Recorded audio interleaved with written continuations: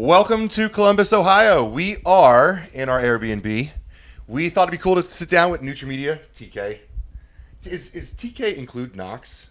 Yeah. Okay. Yeah. So you're TK Knox, kind of. People call you TK. Yeah. Knox. Okay. My name's Taylor Knox, but everyone calls me TK. So I used to play baseball, and that was always my nickname. It's easier? Okay. Yeah. So I've known you a couple years now. We spent a couple days in Houston together, and so we got to say today's the Arnold. It is March 4th. We're sitting down to talk pretty much everything the industry-wise. Mm-hmm. Did I miss anything in the intro? That was perfect, Ben. I make Ben so nervous over the intro. No, so we've always been a huge fan of your labels. So what we want to do in this conversation is talk like you see products 6 months before we see them. Mm-hmm. So you have a whole different process of getting ready for a supplement launch, and so we want to hear about your business. You obviously were doing some stuff with Glaxon. That's how we came to know you. So we'd love to just hear like what your background is first off, and then tell us about your business model, and then like we got some energy drinks here so we can drink them, talk about stuff, and just like let's hear your side of the story. Hell yeah. So it's pretty interesting. It's kind of see sort of like how the sausage is made. And we're in that position where we get to see how the sausage is made, but not just for like one entity, because sometimes when you're so ingrained in like one company or brand, and some of those companies have multiple brands, like they have very strict processes or not strict, like everyone's messy, but like try and do that with like over 40 people, and you get to see like how messy everyone really is. Yeah. And like the different spectrums of how people operate, from compliance to regulatory to just marketing and how they function as like a protocol as a company is very, very interesting. I think that's something we can probably talk about. So a little bit about my history is I started working at Cellucor when it was a tiny little company, College Station, Texas, Bryan, Texas, maybe 40, 50 employees, less. I worked in the warehouse. I was a warehouse employee for several years. Then I was like a building supervisor for them. Then I did distribution, and then I started coming to shows and then doing like coordinating for shows and events, small and large. And then I ran the customer service department for about a year as one of their like customer service managers. And then I decided I don't want to do this anymore, and so I quit, and then I basically became a YouTube graphic designer. I just learned graphic design on YouTube, and then from there I started doing freelance, worked with a bunch of different freelance businesses in the cannabis space, and that's when my good old buddy Joey Savage called me, and we got together and we did this little brand called Glaxon, which everyone knows about. I left them about a year and a half ago to start my own business called NutraMedia. NutraMedia is a branding, marketing, digital media business for anything dietary supplements. So we have over 45 clients, many that you know, some that you don't. We do packaging, labels, we broker labels, we design labels, we do their social media stuff. We'll do their email banners, websites, pretty much anything that you see from a brand, like digitally, like let's say like Stacked News, for example. Do you call it Stacked 3D or Stacked? I call it Stack 3D. Is that what it? I call him Shane. Okay, Shane. Okay. See, I never know. I call it both ways. But like if you scroll on Stack 3D, you'll probably see something that we created at least once a week. Yeah. We can't always say, hey, we did that, because there's like a discretionary part of it. But yeah, if you're ever on Stack 3D, you'll see one or two things that we do. That discretionary part is the fun part of all of this too. Yeah. Like we just started working with NutraBrown with Marcus. Yeah. And he talks about you all the time because you guys work hand in hand really, really well. But like, over the last couple of weeks, I feel like it just keeps coming up. Like, there's all these secrets that we end up keeping. Yeah. And that was the whole deal with Glaxon. Like early on, there was like so many launches. How many launches did we do with Glaxon early on? It was like, when can we talk about this? Don't talk about it yet. Like, and that's like this has been a big discussion the last couple of weeks with like leaks and stuff. It's like, how do you keep secrets, and is it better or worse for the industry when they're kept? Well, you want to know like kind of my secret, my strategy here? And from the Glaxon perspective, they'll never tell you this because y'all are all friends. But like we strategize that. Yeah. Who gets what when, and we know that you have competitors, and so we're going to let you guys compete. Yeah. And there's egos and things involved, so it's like, well, we're going to leak this information to this person. Yeah. And maybe something will change and we'll leak something about it to somebody else, and there's conflicting information, and it creates tension and it creates dialogue. So yeah, like when we first launched Glaxon, a lot of it was like, all right, well, who gets the, you know, the specimen label? Yeah. Yeah. Who gets the new tranquility? Like who gets to know that we're calling it tranquility, that we're changing it from sedity? Yeah. You know what I mean? Yeah. So like, yeah, that was a big part of like the strategy of like, you know, who leaks what when, and then letting you guys kind of have your own Discord about it. I don't know if I've told this story publicly before. Giving people ideas, yeah. Yeah, but there was one time with Glaxon where Michael called me. He was like, "Hey, we have a meeting with GNC in like a half hour. Can you post this video right now?" And they walked into the meeting with GNC, and the GNC was like, "Saw that PricePlow video." Yep. You know, it's like all that strategy makes sense. I mean, that's where y'all come in. But yeah, that's how we should be used. Like that's how we should be using PricePlow. Yeah.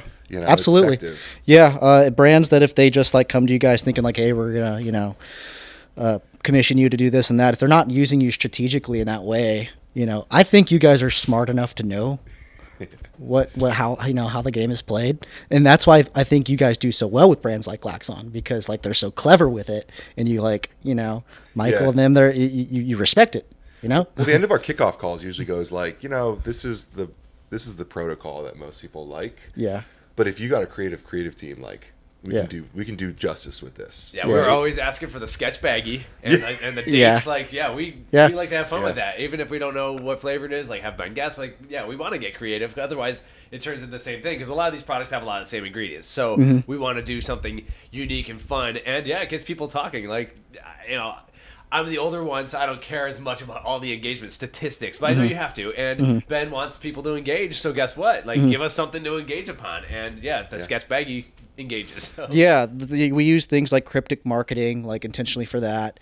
You know, that's a sketch baggie. That's kind of a way of saying, well, here's something you don't quite know what it is. Yeah. And then also other just fun things that you can just add to it. You know, like maybe one is a gram of niacin, you know what I mean? Like, there's just like a bunch of things you can do that just creates good content, because for the fact of it makes good content. Oh yeah. And since we know that you guys are doing things so publicly, brands play that to the advantage. Like, and then some do things really by the book, and they still do that well. Yeah. Like you guys work with Primeval and Coop and them. They kill it. Like, I just love everything that they do. Everything that we do with them is so, I would say, just so professional. They're sneaky, like, organized with their stuff. We had a time with Primeval where they discontinued a couple things, and I was like, why? Well, you know, I like that product. Why'd you do that? Yeah. They're like, we're owning our strengths. Yeah. We know what we do well. Yeah. We're gonna stick to that, and that was where I was like, I fuck with that. Like, yeah.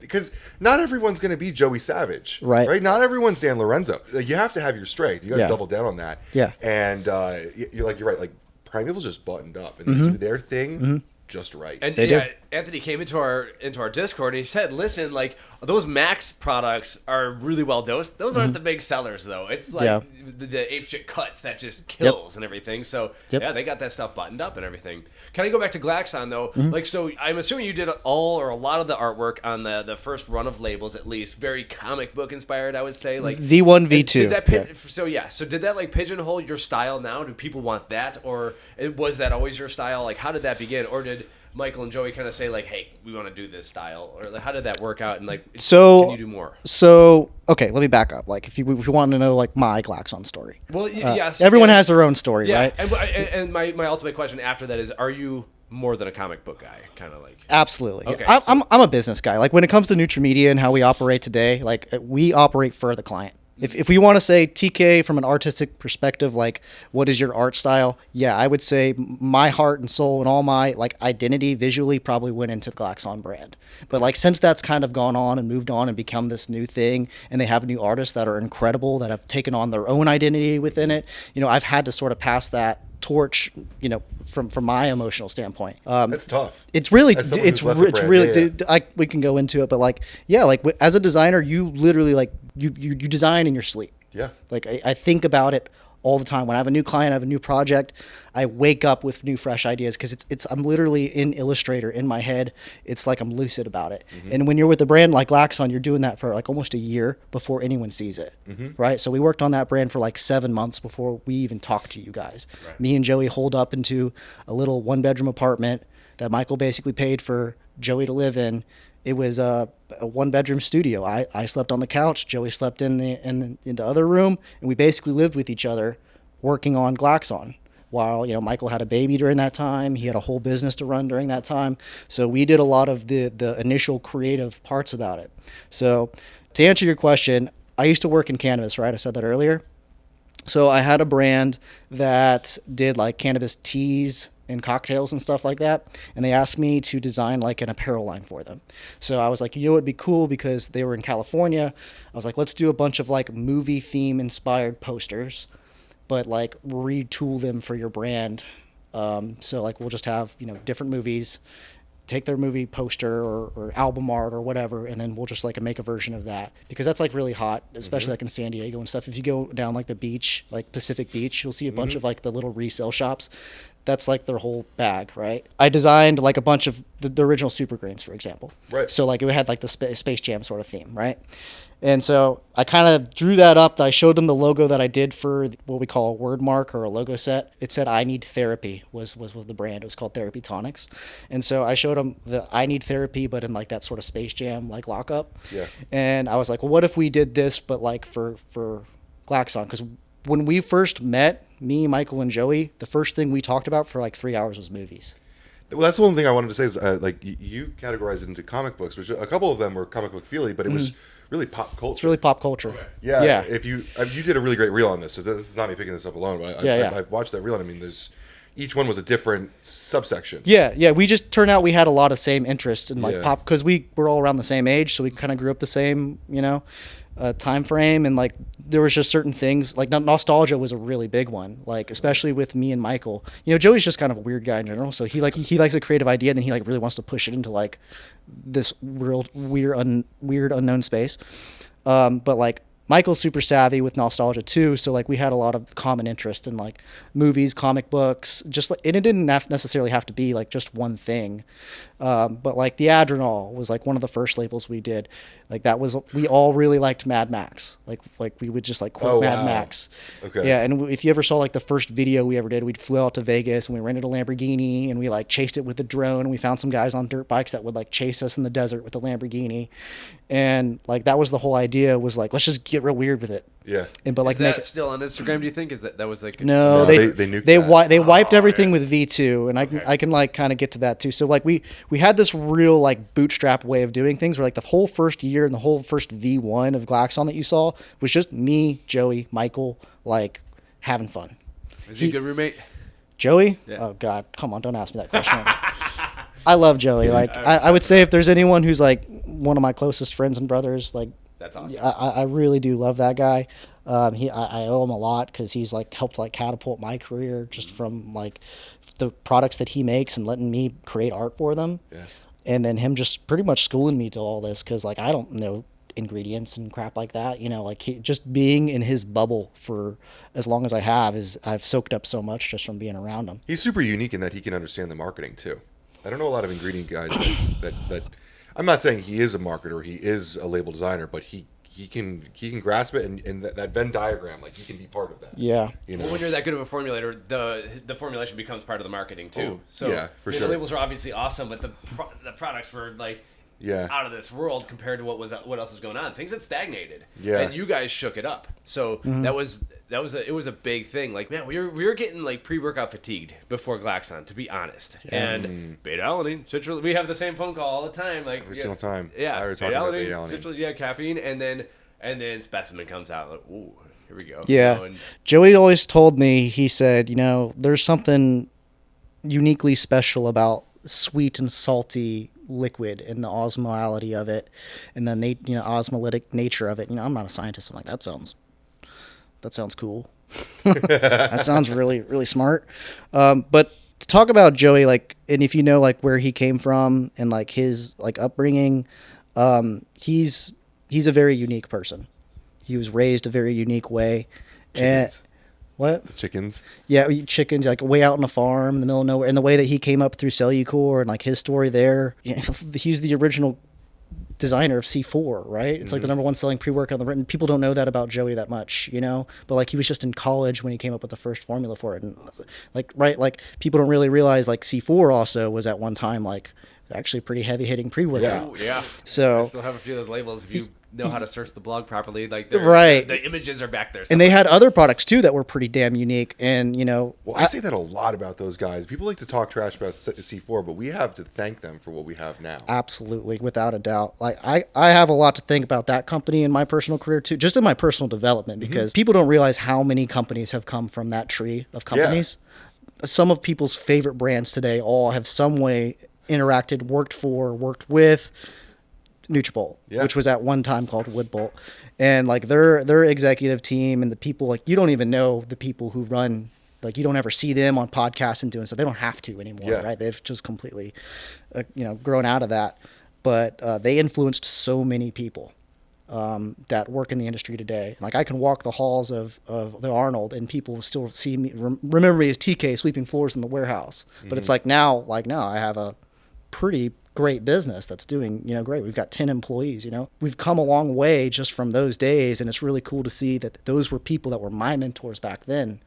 And they are now working with different companies now that are like big ass companies that are doing really great things too. You know what I mean? So people don't give the whole C4 gig enough credit, because they really have influenced seriously, not just on the internal side, but also on the public, like marketing side, the placement side when it comes to like CBG and FDM. They've really blasted open some doors and opened up some Dr. shelf Pepper space. just put a huge investment into them. That wouldn't have happened when they started Cellucor. Like, a lot of these companies, they had to get their venture capital from ill-gotten gains in a way, selling pro hormones and stuff. And we know a lot of these companies. Yeah.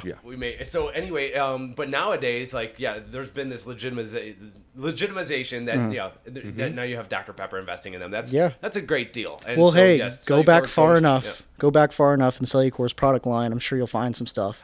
DMLA. I was alluding to that actually. Yeah. I was trying to say without saying it, but you said it. But that's a lot of brands, right? Like Aspari, like I've dropped with Novadex, all that stuff. Yeah, and there was a time where those pro hormones were legal. Too. Yeah, sure. That's They weren't always written on the label. They weren't all ill-gotten gains. You know what I'm trying to say. Yeah. So but nowadays you can get real investment because companies like Cellucor and Ghost have legitimized things. Right. And then Optimum Nutrition, Glambia, and stuff. But we needed the sports nutrition to grow up, and you were part of that. So that's like a cool thing. I got to see it, like a fly on the wall and sweeping the floors, and So I would like to say those guys a lot were my mentors, because I saw the way that they operated, and they kind of taught me, showed me how to move. Right. So let's talk about your business then.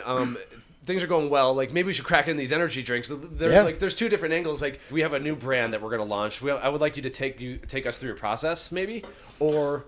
Like if I came to you with this bang, how would you rebrand it, if at all? And who wants to drink what? And do you need some caffeine? I already cracked some caffeine, but yeah. So I picked up a couple energy drinks for this podcast because I wanted to spark some conversation. We got a lot of stuff on the table here.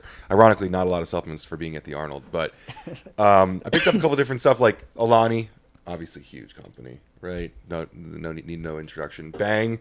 I just saw Crazy Key Lime Pie, and I thought that was an interesting flavor for a drink. But also, I want to know what you think about like these kinds of labels and stuff. And to give reference, again, I said this before the podcast, but like we have an incredibly diverse group of people that watch and listen to our stuff. Like when some of these are going to go to LinkedIn, where we're going to be talking to a lot of NutraBolt people and stuff like that. You know? A lot of this is also going to go to TikTok and Instagram for the end consumer. And so I'm super interested in how we can navigate this conversation, because there's a lot that even the people on LinkedIn don't know about. And then we try to shed light on that because we do so much work behind the scenes, and this is a fun connection because of that. I would say that all businesses tend to operate a little differently when it comes to their process. I don't think people realize how important having a really solid relationship with your manufacturer is when it comes to developing and launching R&D for products. Most of the time your manufacturer is doing the vast majority of it. Right. And depending on what your relationship is and how much money you're spending, how much you're buying, how's that taste? Oh, this is good. I think I chose well. Key lime pie. Crazy key lime pie with a K. Yeah, bang. Is that not good? No, it's good. I like a lot. We have the Celsius. Celsius being the brand that Ben said he doesn't care about in the vitamin shop. That's taken out of context. Well, they flavor their stuff with like natural. There's ginger in this. It was Celsius versus Prime, and I was giving predictions. I think it's a green tea caffeine source, right? I don't know. One of our viewers told us we had to get this flavor, so I was like, we got taurine, guarana, and caffeine. That's caffeine anhydrous. No, dude, you can't discount Celsius. I mean, Celsius is like fucking. They're huge. ripping it. Yeah. Right. And so is Alani. Right. Well, there's one thing to note about all these. If we want to talk about like the technical print part about this branding, is all 4 of these are print on can. Yes. And print on can basically means that you're moving enough volume that you can do that. Which, like Ghost, for example, they have shrink sleeves, right? Yep. Like, you can probably do more cool stuff with shrink sleeves. Mm-hmm. They do cost more money, and they make it a little bit more difficult to do things like recycle. But like when at like heavy volume, big time volume, I think the only brand that's really doing shrink sleeves is Ghost, because they use that tactile doming. Yep. And they also do another varnish called spot sandpaper, which not a lot of people don't realize that on those labels. You can feel it though. Yeah. Those shrink sleeves are phenomenal. Yeah. Like I've been fortunate enough to be able to see those being made, and yeah, they're very technical. Have you done any energy drinks yourself? Yeah, we've done 2. Are you allowed to talk about them, or is the NDA like you probably have a lot of protection? The one before it's called, we're not allowed to talk about yet, but yeah. We did Lost and Found. And I knew that had to be you. Yeah, we've done some other ones. Grace on the label. Like no one else would put that on the label. Yeah, and there's a cool story about that, but I don't want to. Yeah, I can't probably talk about it too much. Yeah. Like I said, those guys are real professional and really buttoned up. So we try and keep, we try and respect the things that their wishes, and they have their own way of marketing, and so I don't think they want me to speak too much on how their process is. I mean, we respect not even talking about. He who shall not be named, the CEO of Lost and Found and Primeval, doesn't like his name out there too much. Yeah, so I respect the shit out of that. Yeah. I think that's just enough for people to know like what you're capable of, because those cans are really cool. So yeah, and that was a really cool project. Those are sleeves. They are sleeves. Yeah, I didn't really expect it to get that much momentum that fast out the door, but they understand distribution so well. Yes. So it's been good for our brand. It's been good for their brand. They originally came to me saying, "Hey, TK, can you make like an energy?" I thought it was an energy powder. We're gonna do like an energy product. So I was thinking like a gamer product, right? That's kind of what I thought. And they had the idea of like the bear, and they had the name Lost and Found, and so they're just like, whatever, do whatever you want. At first, it was kind of like. Kind of had Rick and Morty sort of vibes is what I was sort of like going for. And then the more we got into it, the more we were talking about it, they kind of wanted more like pastel colors. And then one of their other owners was like, hey, like what if they were like kind of like these like twisted, broken up toys like this bear? And I was like Sid's room, like Toy Story, Sid's room, and like all the toys are mutilated and stuff. He's like, yeah, that's sick, man. Run with it. So we just kind of ran with that. We ended up like brightening up the colors of them because they need to be very bright when they're in that type of shelf space. So it sounds like a lot of your success is because you're so familiar with pop culture, movies, and all these things. Like I wouldn't have thought of that. I've seen that movie maybe 5 times, but like, yeah, well, everything has an inspiration point. Yeah. Sometimes there are multiple ones. That's when we start with the brand. Like we do these discovery sessions where we'll sit down and I'll just be like, hey, like what are you into? Right. Like, what are your core values as an individual?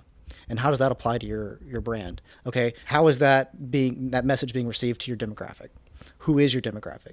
Where is your distribution? Like, where are you selling? So we go through that entire step-by-step phase, and we try and link all those things visually together. I think we should work with NutraMedia. Yeah. I have ideas. Well, the best brands have layers. Right. So if you go and look at Glaxon, I could sit here and I could tell you about all the layers that are involved, but most of them were conversations like this. Yeah. It was us sitting around a table being like, hey, you know what'd be cool?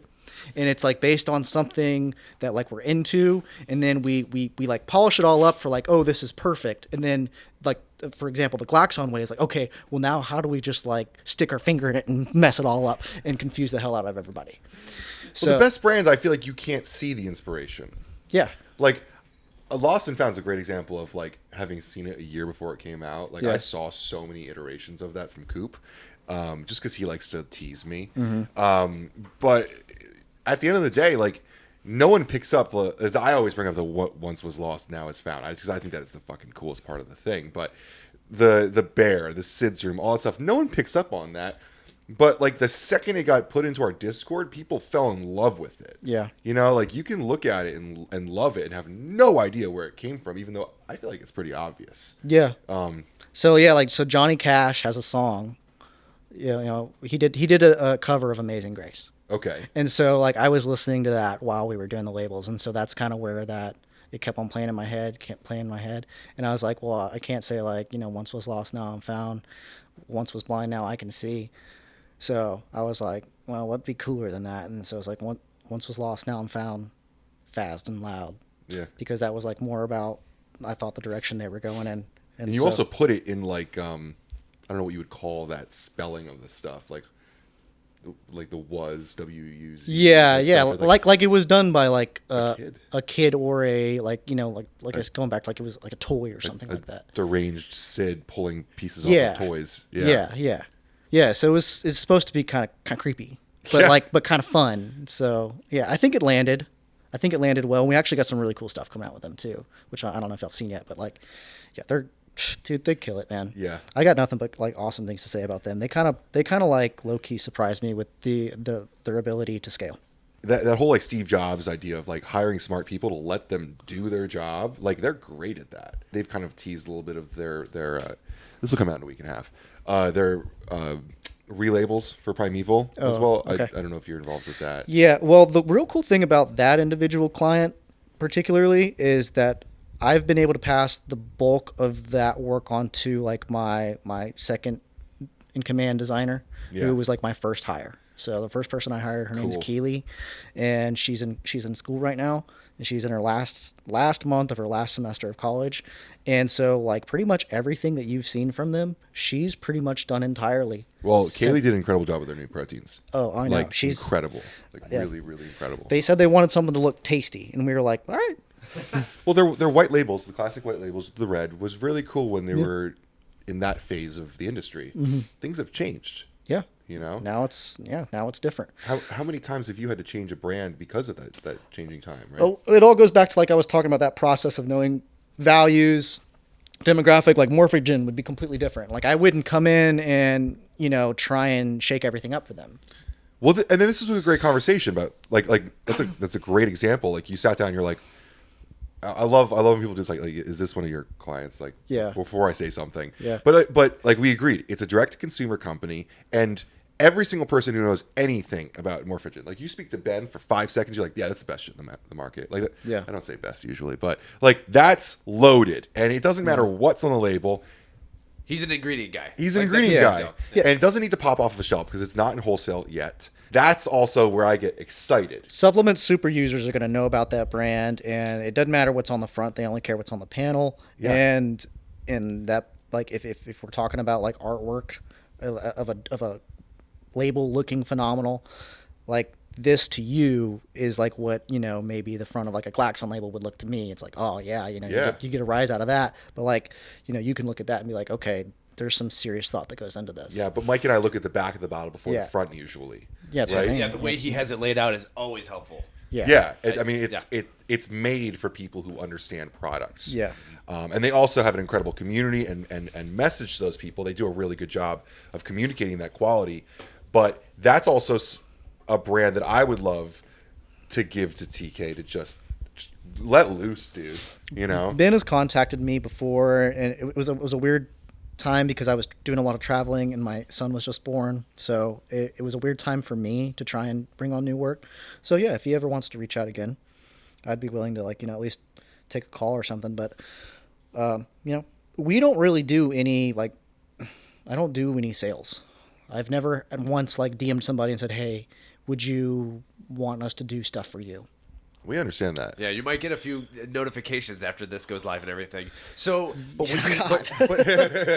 that's how this. I mean, I think that's the best kind of outbound sales. Is like our ingredient work over the last 3 months has skyrocketed just because we started posting our ingredient stuff to LinkedIn.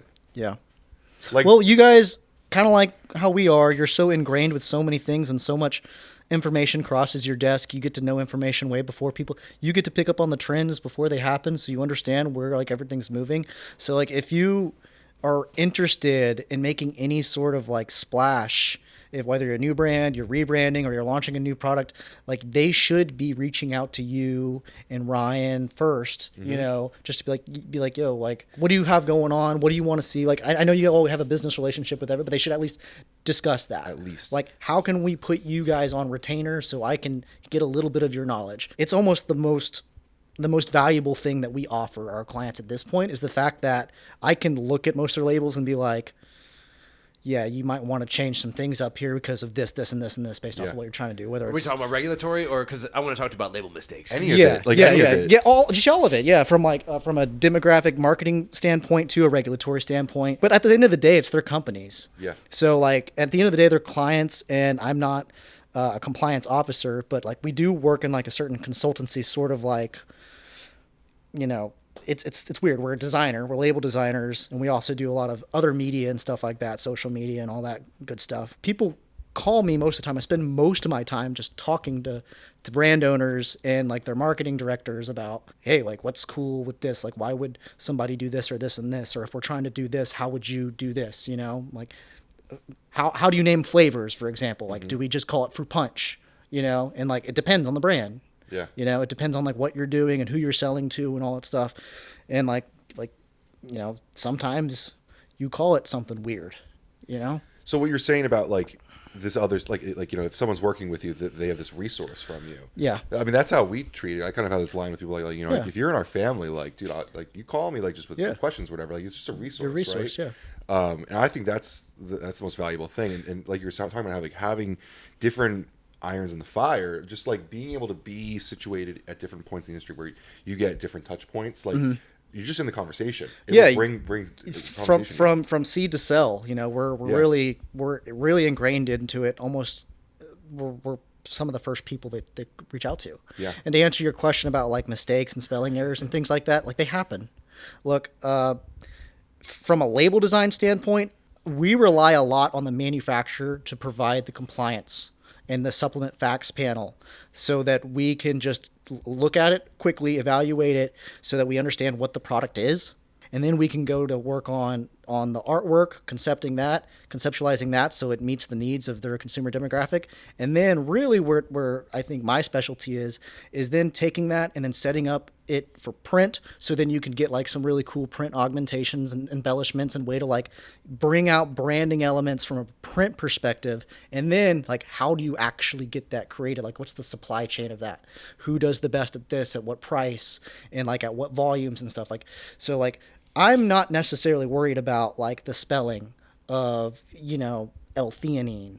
You know what I mean? And I'm kind of dyslexic anyhow. So like we tell people and our clients and anyone who's listening, like if you see a spelling error, we shoot all this stuff back to clients and their manufacturers for proofing.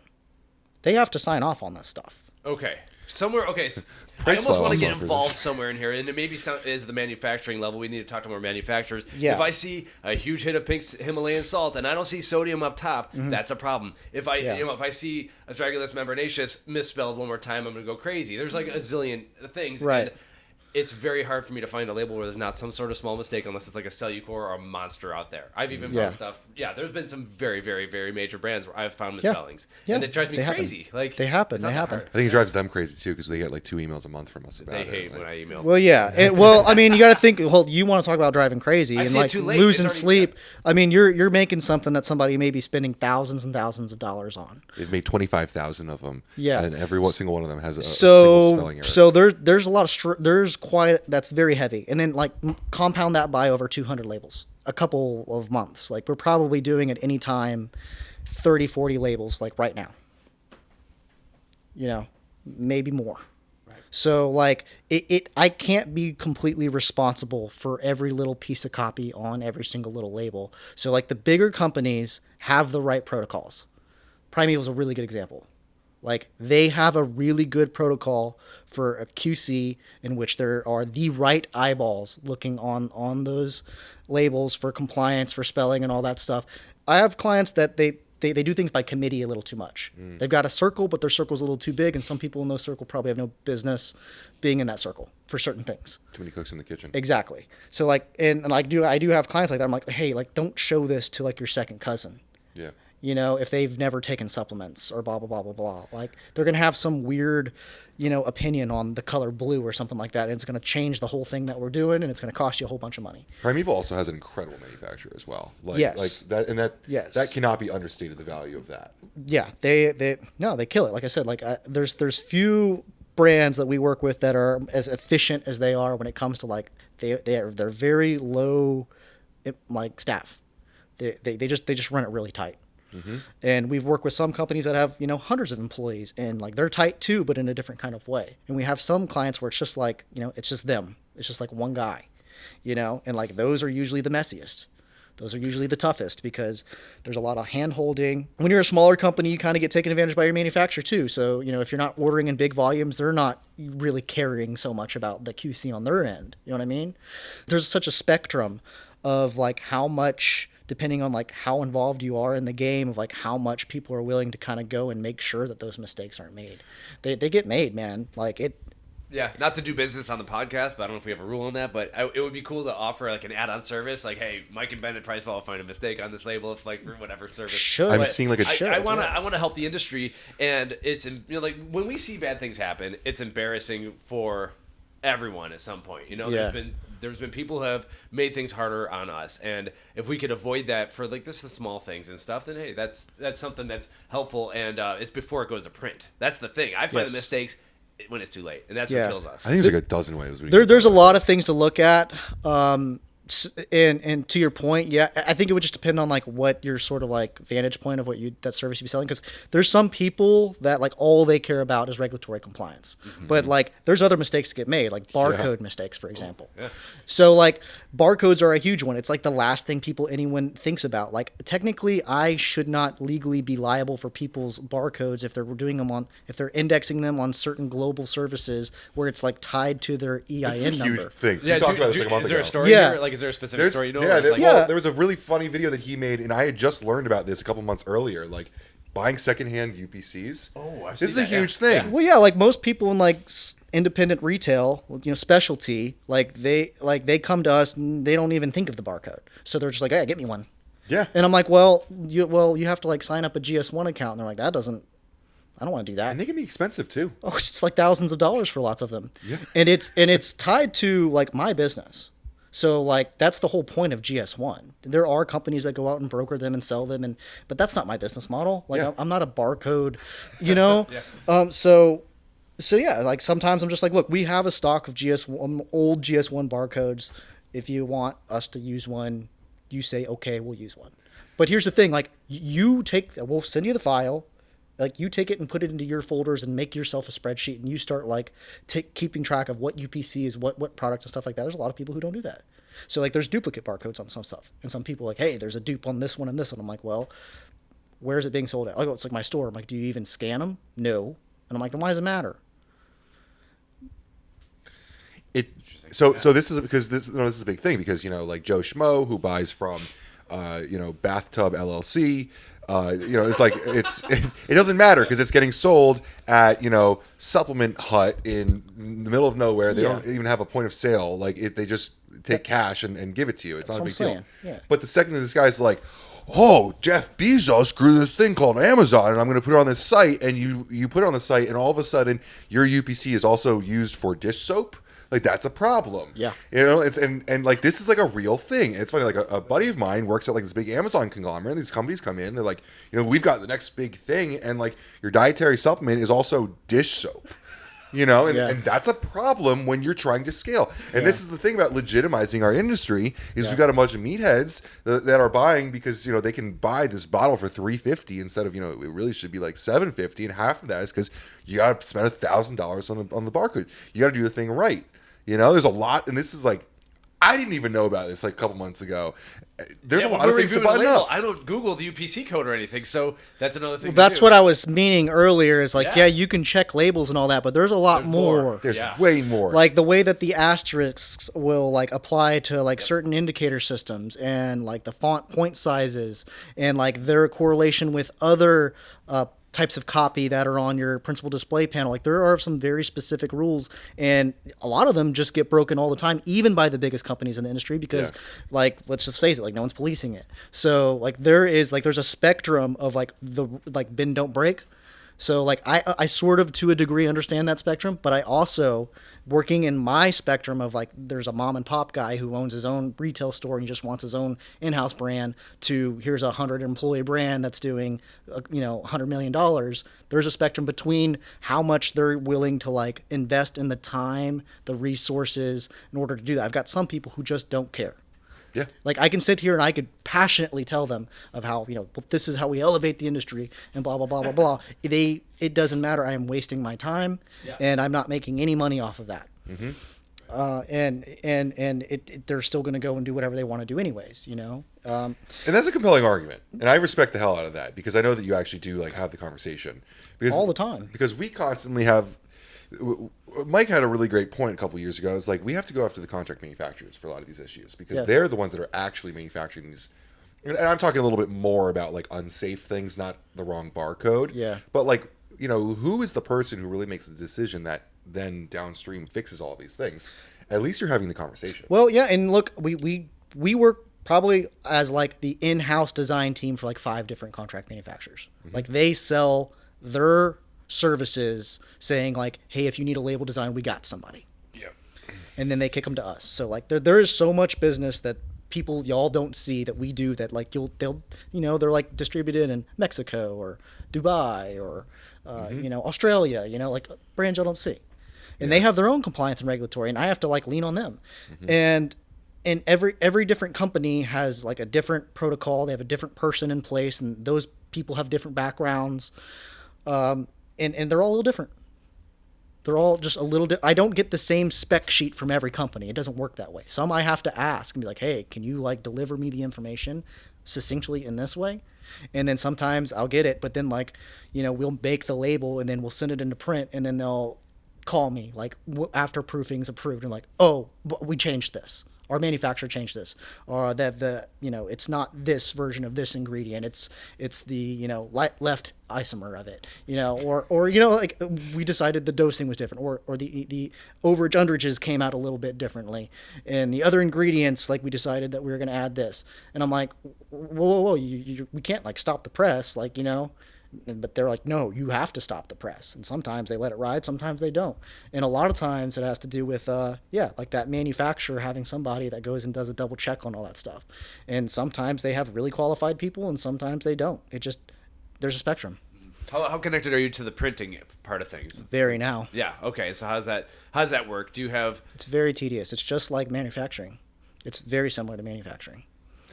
I gotta send you this reel he did where he was talking about like fixing some labels for, and you were very honest but also respectful of like the other teams and stuff. Mm-hmm. But like it was really cool because my experience in manufacturing was at a facility that was just like before Unbound came out, NutraMedia just had the labels were just printed. It was a very old printer. Yeah, they do them there in house. Yeah, I think it's pretty there's nothing negative. I need because someone's gonna send this to Mark Lazier, but I'm not being negative at all. Like this is just how it was. Like it was just they just printed it. It was old school labels. But you talk about like that next level of the tactile feedback, the sandpaper, all that kind of stuff. Yeah. And I had no clue about half this stuff. I worked at another brand where we dealt with a little bit with it with the plates and stuff. Yeah, I've seen the files. They have multiple layers and everything. It looks like really involved. Yeah, it's very complex. That's really where our specialty is, and that's like when like Glaxon, for example, we're like if we're gonna have these crazy, very innovative formulas, we should have these crazy, innovative artwork to And so it's like, well, how do we use technology that exists in the print space in order to get that? We see guys like Ghost and Cellucor doing a really good job of those.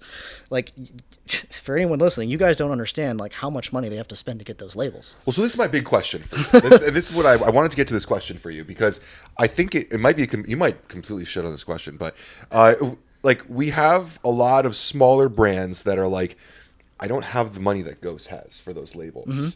but it has to be. I have to believe that there is a cost-effective way for these guys to have compelling, engaging labels without breaking the bank. Yeah, you call TK. Like, no, the truth is that since we do so much business brokering with label printers, I have a couple that I use and I can leverage volumes.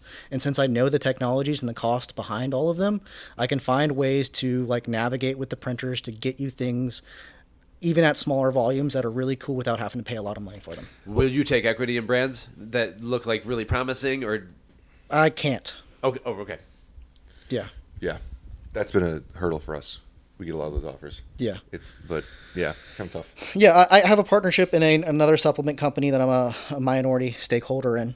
Okay. And just for that reason, I can't like do business with other. Okay. I was wondering if that was part of the TK, call it TK, but okay, that's good to know. No. I remember at one point with Ghost, someone was like, they have these, the tops of the lids have their, embossed ghost in it, all sorts of different stuff in it. And I remember at one point Dan was like, not as expensive as you think it is if you do it the right way from the right place. No, a couple $1,000 you can get a deboss lid. You just got to know where to go, and you got to have the order volumes to get them. It's accessible. Yeah, it's very accessible. You got to have a couple months lead time. If you have all those things and you have a good artwork file, you can, and you understand like how the mold works, and like you can't be too intricate. That goes back to like logo design. Like Ghost is like one of the most phenomenal logos because they knew how versatile it would be. Because it's designed to be incredibly versatile, and it has like things like an icon and a symbol that also has a character into it. Like these are all things you can play into like other layers of your branding down the line, from apparel to when you start to expand into other things. And like you got to really like understand, how is my brand going to look not only on this package, but how is it going to look if I am a primary sponsor of a global sports team.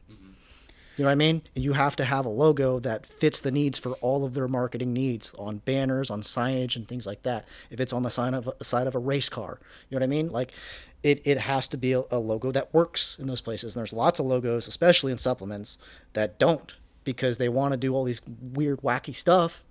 And it's like, well, this doesn't embroider well. Yeah. You can't embroider a gradient. Sorry. Well, no, but I agree. And the thing that you said that stuck out to me is the lead time, because you have to plan these things. You have to know where you're going. And sorry, I jumped around. I'm sorry. No. Your point was great. Yeah. Because exactly what you got to is like, you have to have the foresight. And I don't even really think it's foresight. Like, you kind of even made it like intricate. I don't think it's, how is this going to look on the side of a car? It's just, what are the assets that I need to have so that this is usable for wherever we go? Yeah. Okay. So backing up, the debossing and embossing, like, it needs to be basically a silhouette of a shape, right? So it needs to be like a hard shape. It can't you can't do colors and all these little details in them. So like the bucked up logo would be a good example. Like that would make it's a solid shape. You know what I mean? The ghost symbol, the ghost. The outline with the eye. Yeah. Simple. Yeah. And that's part of hiring Super Top Secret to do. Exactly. That's why you go to people who understand, like, hey, I have one client, for example, who really wants like a debossed lid, but like he wants some like really wacky stuff. I'm like, this is not how like the molds work. Like, I can't put all these little tiny little lines in here. Like, they would break, they wouldn't hold up. Like, this is not how the molds work. I don't know how else to tell you that. You need to simplify your logo, your symbol, so that it works good for this application. And that's why when you're designing your brand identity from the start, you have a very simplified lockup that can scale this way, because you're trying to use this thing. And I'm just telling you right now, you can spend a lot of money. You can try and throw all the money in the world at it. One, it's not going to look good. And two, it's just probably not going to even turn out. Like, it's just not going to turn out. Do you see a lack of patience with these brand building? A lot of times. projects? Yeah. Well, yeah, a lot of times it's like, just get it out. Yeah. Because the industry moves fast. Yes, but most of those people that are moving fast and doing it well thought of this 9 months ago. Yeah, those are the type of people that usually we work with, like you and us. Like, we know them and they know us, and that's why our businesses are doing well, because they talk and vice, so on. So yeah. Super Top Secret, really good example. Like, that is a really good place to go for like a brand identity deck. Yeah. Like, they know all these things, and so they're going to design you a very, very competent, very concise and complete brand identity deck and send that to you, so you have something that you can work with as you go. You don't do that stuff. We do that. Oh, okay. You're just talking about. Well, but Super Top Secret is like. Yeah, they're amazing. Okay. I mean, they're amazing. And it's funny. This was like people thought this was a secret for a little bit. You can go to Super Top Secret. They have I don't know if it's a case study, but like they have I'll call it a case study of the creation of Ghost. Yeah. The logo and how they did all this stuff, and it's cohesive and it's beautiful. But Super Top Secret's been doing a lot of brands for a while. I mean, not sports supplements. That was kind of the first foray to the front. They did a brand deck for a project we're about to work on, not in the States, and I just got one of their decks. And yeah, it's just, now that they have that asset, this client, like, we're going to be able to make such cool packaging from it.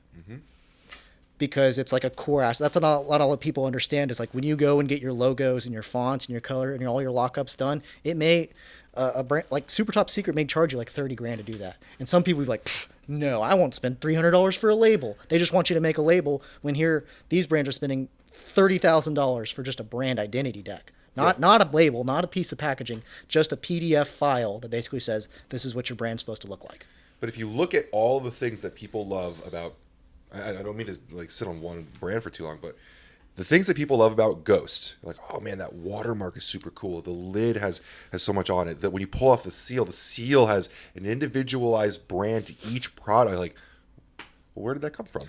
Right, that came from planning carefully. Very much. Well, okay, two things. Like, I don't know how much I can say, but like, the person who is involved with their creation of their packaging knows all those things. Yeah. He's very ingrained in that world to knowing the prices and the all the different protocols of the components that go into those things, and how to get them. So like, he can take those to a good designer and say, well, we need artwork on this, we need artwork on this. They build out their brand deck, like with, their little doodles and their font types and their colors and stuff. They're just plugging and playing now stuff that they created because there's structure to their branding identity.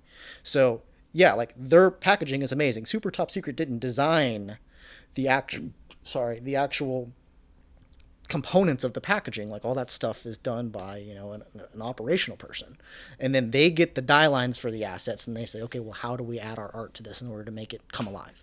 Yeah. You know what I mean? But you gotta like know who to go to in order to get transparent debossed lids. Yeah. And you gotta know like, okay, well, what are the parameters for those lids? How deep can it go, or how high can the raise be? Like, what is the material made of? Is it translucent? Is, what Pantone color can I get it to be? Like, in what spectrum? Does it match our branding guideline? Like, you got to know all that stuff. Because sometimes it's like, well, I want it in red. Well, there's 100 different reds. How do I get it the same red 1,000,000 times? Yeah. Like, you gotta think of that stuff on a huge global scale. For sure. Wow. Awesome. I was hoping you'd get into some technical stuff. So that's... I think no brand really does it better than Ghost and Cellucor, if you ask me. Well, I wanted to ask you who you think is, like, because we all know Ghost. Mm-hmm. We all know Cellucor. Yeah. Who's the underrated one? A NutraMedia client, for sure, yeah. Well, I just personally like what they do. For sure, yeah. I mean, even if it's one of your clients that you just think hasn't been seen as much as you think they should be. A cool brand that's doing some cool things, like from a creative standpoint, is Clout Power. And like, nice. you got to give brands to watch for 2023, dude. In 2019, before you guys launched, Sam Strange sent me a bunch of your stuff, and I did a video. I think it was one of the best for us in terms of transformative for putting PricePlow on the map. Was saying 2020 the brand to watch was Glaxon. Yeah. And so for 2023, Clout has been our... They're a client of ours. But the thing that's really cool about Clout is they actually have their own internal creative director. I don't know if you've talked to Jared. And he's just a phenomenal 3D artist. Mm-hmm. And so, like, a lot of their brand identity, like, comes from... They're all his ideas. We're just, like, translating them into the world of print for him. So we're taking his ideas and saying, okay, well, this is how you make that real. Because you can make this thing in 3D and it looks so cool. Because you're the master of medium, right? Right. And he's a master of that 3D medium, is my understanding. Right. And so when you guys can work together, because I don't know his skills or anything, but I assume he doesn't know the die lines, all the label stuff. No, he's learning them now. You're like a translator in ways. Yeah, we're both teaching each other. It's been really cool working with them. That's huge. That's huge. Yeah, when we first started working with them, before Jared was even like with them. It was difficult to navigate because they didn't really know what they wanted. And so like they had this look and then we sort of refined it, saw with all the smileys and it looked cool. And then Jared came in and was like, well, that's kind of like, we could do something cooler. Yeah. And so they've redone it again and they have like more news to drop. I'm sure you guys are aware of. We'll be dropping the news. Yeah. There's a lot of news, yeah. This works as a hype which reel like, for hey, them. if like there's some like shit that happened in that whole process that like mistakes happen and shit like that. Yeah. So like even when it came to print, there was something with, I guess I can get sort of technical and granular, the doming, for example. Okay. So like you go and see like Ghost, they have that really good doming. Doming is only done by a very particular type of machine. And there's only a few different types of printers in the United States that have the type of machine that can run it on a flexographic print that'll dry it fast enough at that volume to get that raise with that type of hardness. So those printers are already printing some of the biggest brands in the world, not just supplements. Mm-hmm. So in order to get that like that on your label, you have to like basically buy line time, just like it is with manufacturing. So we got them set up with a printer that can do doming, but their label has so much tactile elements on it that it poses an issue where there's like label curling and peeling because the doming is so hard and dense. It changes the way that it gets wrapped onto a tub. It changes the way that it gets wrapped onto a roll, which gets applied to a machine that gets wrapped onto a tub. So like you have to kind of like play with the depth of the rays, and it even like kind of tapers off towards the edges of the labels so that you don't get any like label peeling, because you may have seen some of these brands sometimes they another have brand that I think I communicated to someone that communicated to you about this. Yeah, well, it happens. Like if you put too much Tactile on a label, you may have peeling. Yeah. And it also depends on how it's getting applied at the manufacturer level. So like there's so many like variables that are kind of like out of my control, so I have to like sort of guesstimate how it's going to happen. So yeah, we just did a run with them, and like we wanted more doming, but we didn't at first because like we had to rush a pretty sizable job, and so it was like we didn't have time to test. So it was like, you know, this version that's going to come out now is like kind of like we're super stoked about it, but we're like, oh, it could be so much cooler. Like, so we kind of got it and we're like, oh, womp womp. We want to like, we know it can be super cooler, so like we have to basically run it again in the next couple of months with the new app, once we have enough time to do the testing with the doming, so that it has more of like the smile, not the smileys, but like their backgrounding elements that they had on them. So like we're always evolving labels with customers, and we're always learning. So like to your point, like you're like mistakes and shit like happen, like since you're always re-upping and reordering, depending on like what their sell-through and stuff like that, it always depends on like how the brand is able to evolve with us. Because like you've seen how much Glaxon's evolved. Like we've learned more about print capabilities through them, but it only comes with volume. And the only way to learn about print is by buying labels, unfortunately. Like they're not letting any of their secrets out, just like other manufacturers won't talk to other manufacturers. They have their own dialogue. They have their own lexicon and their own like vernacular for certain words and techniques and technologies that they're buying from their machine providers that say like, this is our trademark version of this technology. And you're like, well, like there's 2 different types of soft touch. There's like 3 different types of trademark soft touch. I bet you didn't know that. So like I got to go to a printer and say, hey, do you have this one? Do you have this soft touch? And they say no. And I said, well, you don't get my business until you stock it. Just like some people will be like, hey, do you have, you know, Dynamine? Yeah. And you're like, well, our for sure product has to have Dynamine in it. And until you go and do business with these people, we're not going to do business with you. I have to do the same thing with labels. So let me ask you, because this has been you know, we've heard there's a variety of different people that do similar things to what you do that, and I think the labeling community is very small. And in terms of creators within the labeling community, ironically, there's not many, even though they are creators. There seems to be this discrepancy between different labelers have different capabilities, or they're lying to you, everyone can do everything. And so you're saying like there are definitely differences in technology between labelers. And obviously, like, you know, the difference between what we were saying before, like a flat label from an old machine. I mean, like in contemporary label printers, there's a large difference between technologies. Yeah, and there's a large discrepancy between machines.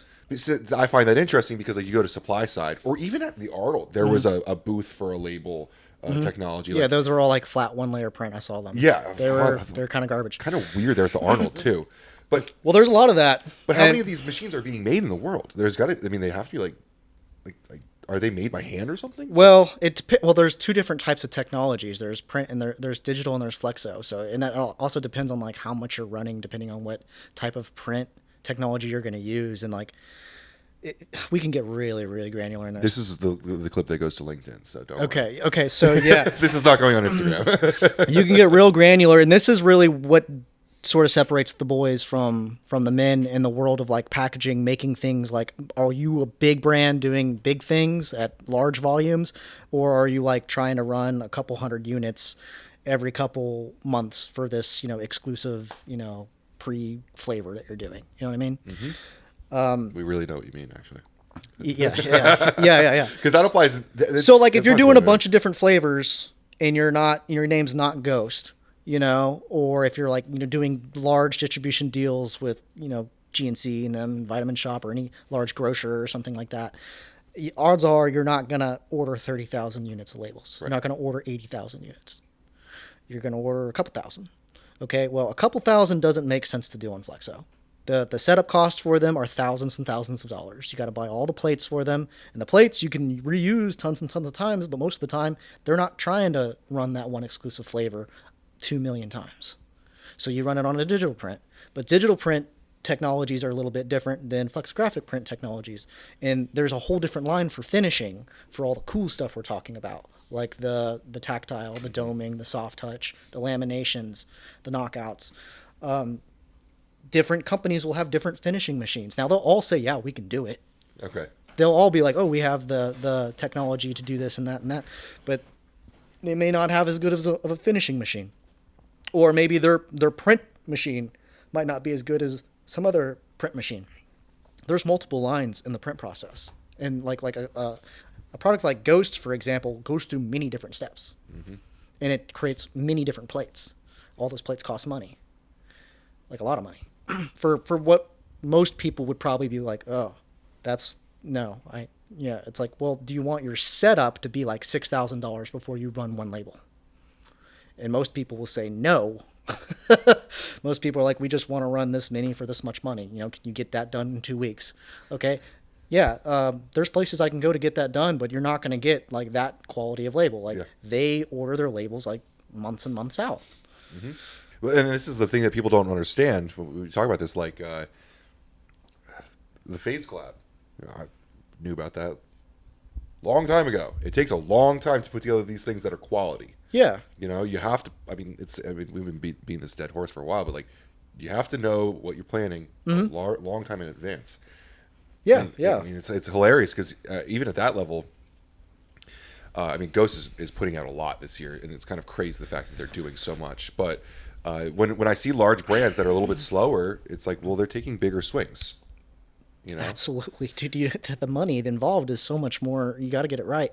One of our biggest clients now is they're finally in a place where they're about 9 months to 12 months ahead. And like, that's where they need to be. Yeah. And the stuff that they're going to be coming out this year and next year and all that, we're doing now. We did it, we started in January. Yeah. Well, and also there's a lot of variables too, right? You throw in a collaboration. Yep. You now have to get Mondelez to approve your assets. Yep. Did you have this isn't sending to your supplement QC team or your second cousin to look over the regulatory, right? Nope. This is having lawyers look at it. Yep. Right? And that's not overnight. That's not a week. That's a lot. Nope. There's a reason why Ghost gets pissed when Teenage Mutant Ninja Turtles gets leaked, because Nickelodeon, remember that channel that we all watched as kids, billions of dollars? They didn't approve that yet, right? Like, that's a big problem. It is. Yeah. And I can't seem to understand why these Joe Schmoes in the industry can't understand that difference in scale.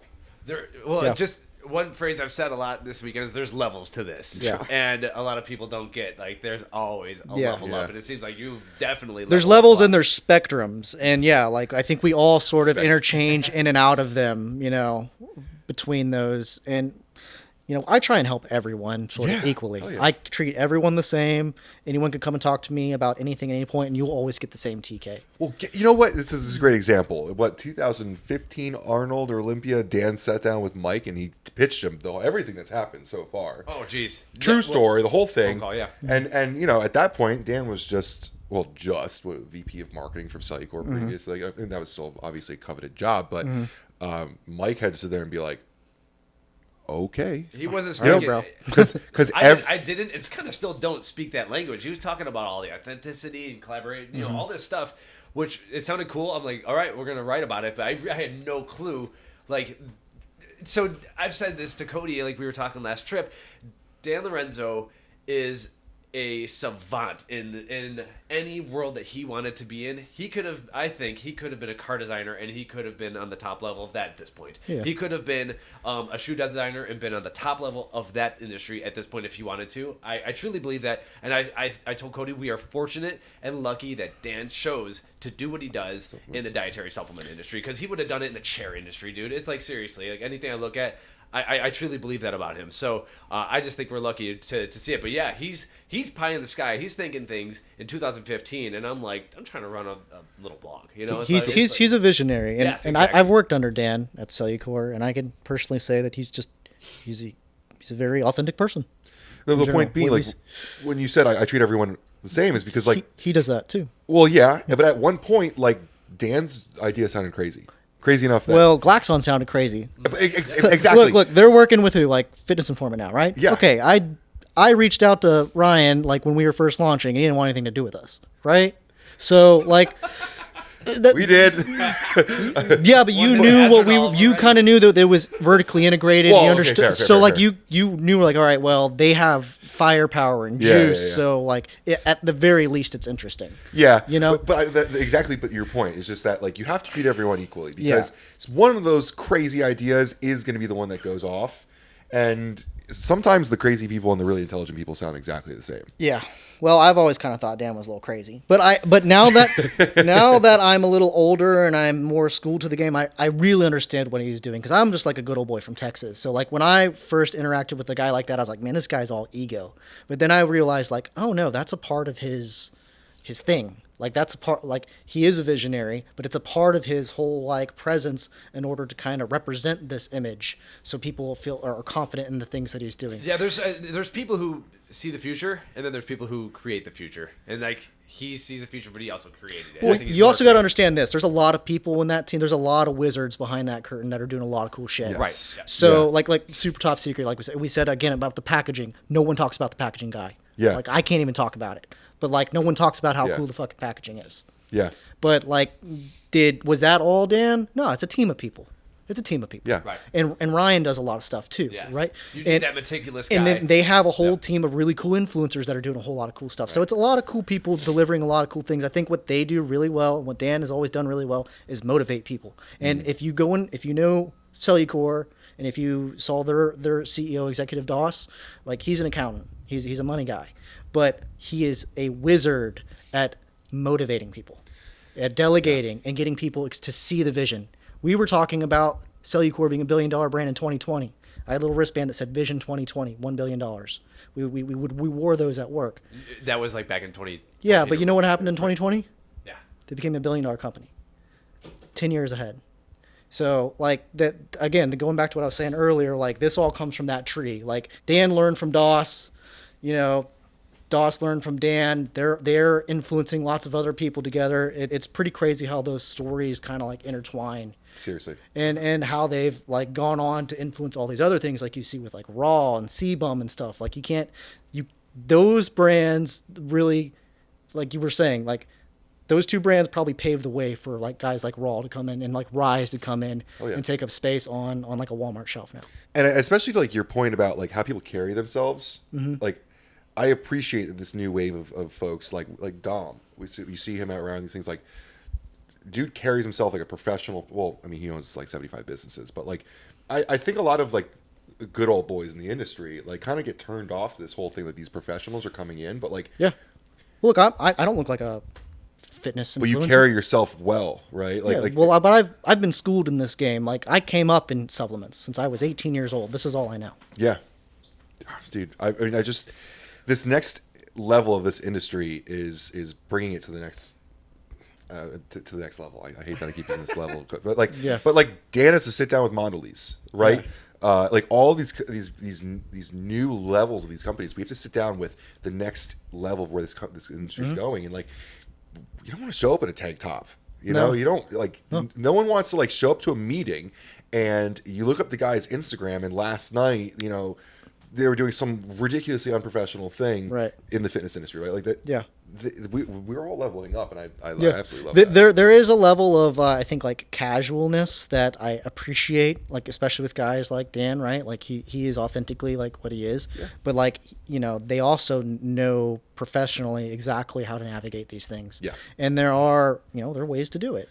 And it's funny because like we're here at the Arnold. How many big brands have displays? None. Okay, but are there reps here? Oh yeah. Where are they at? Hit the Hyatt.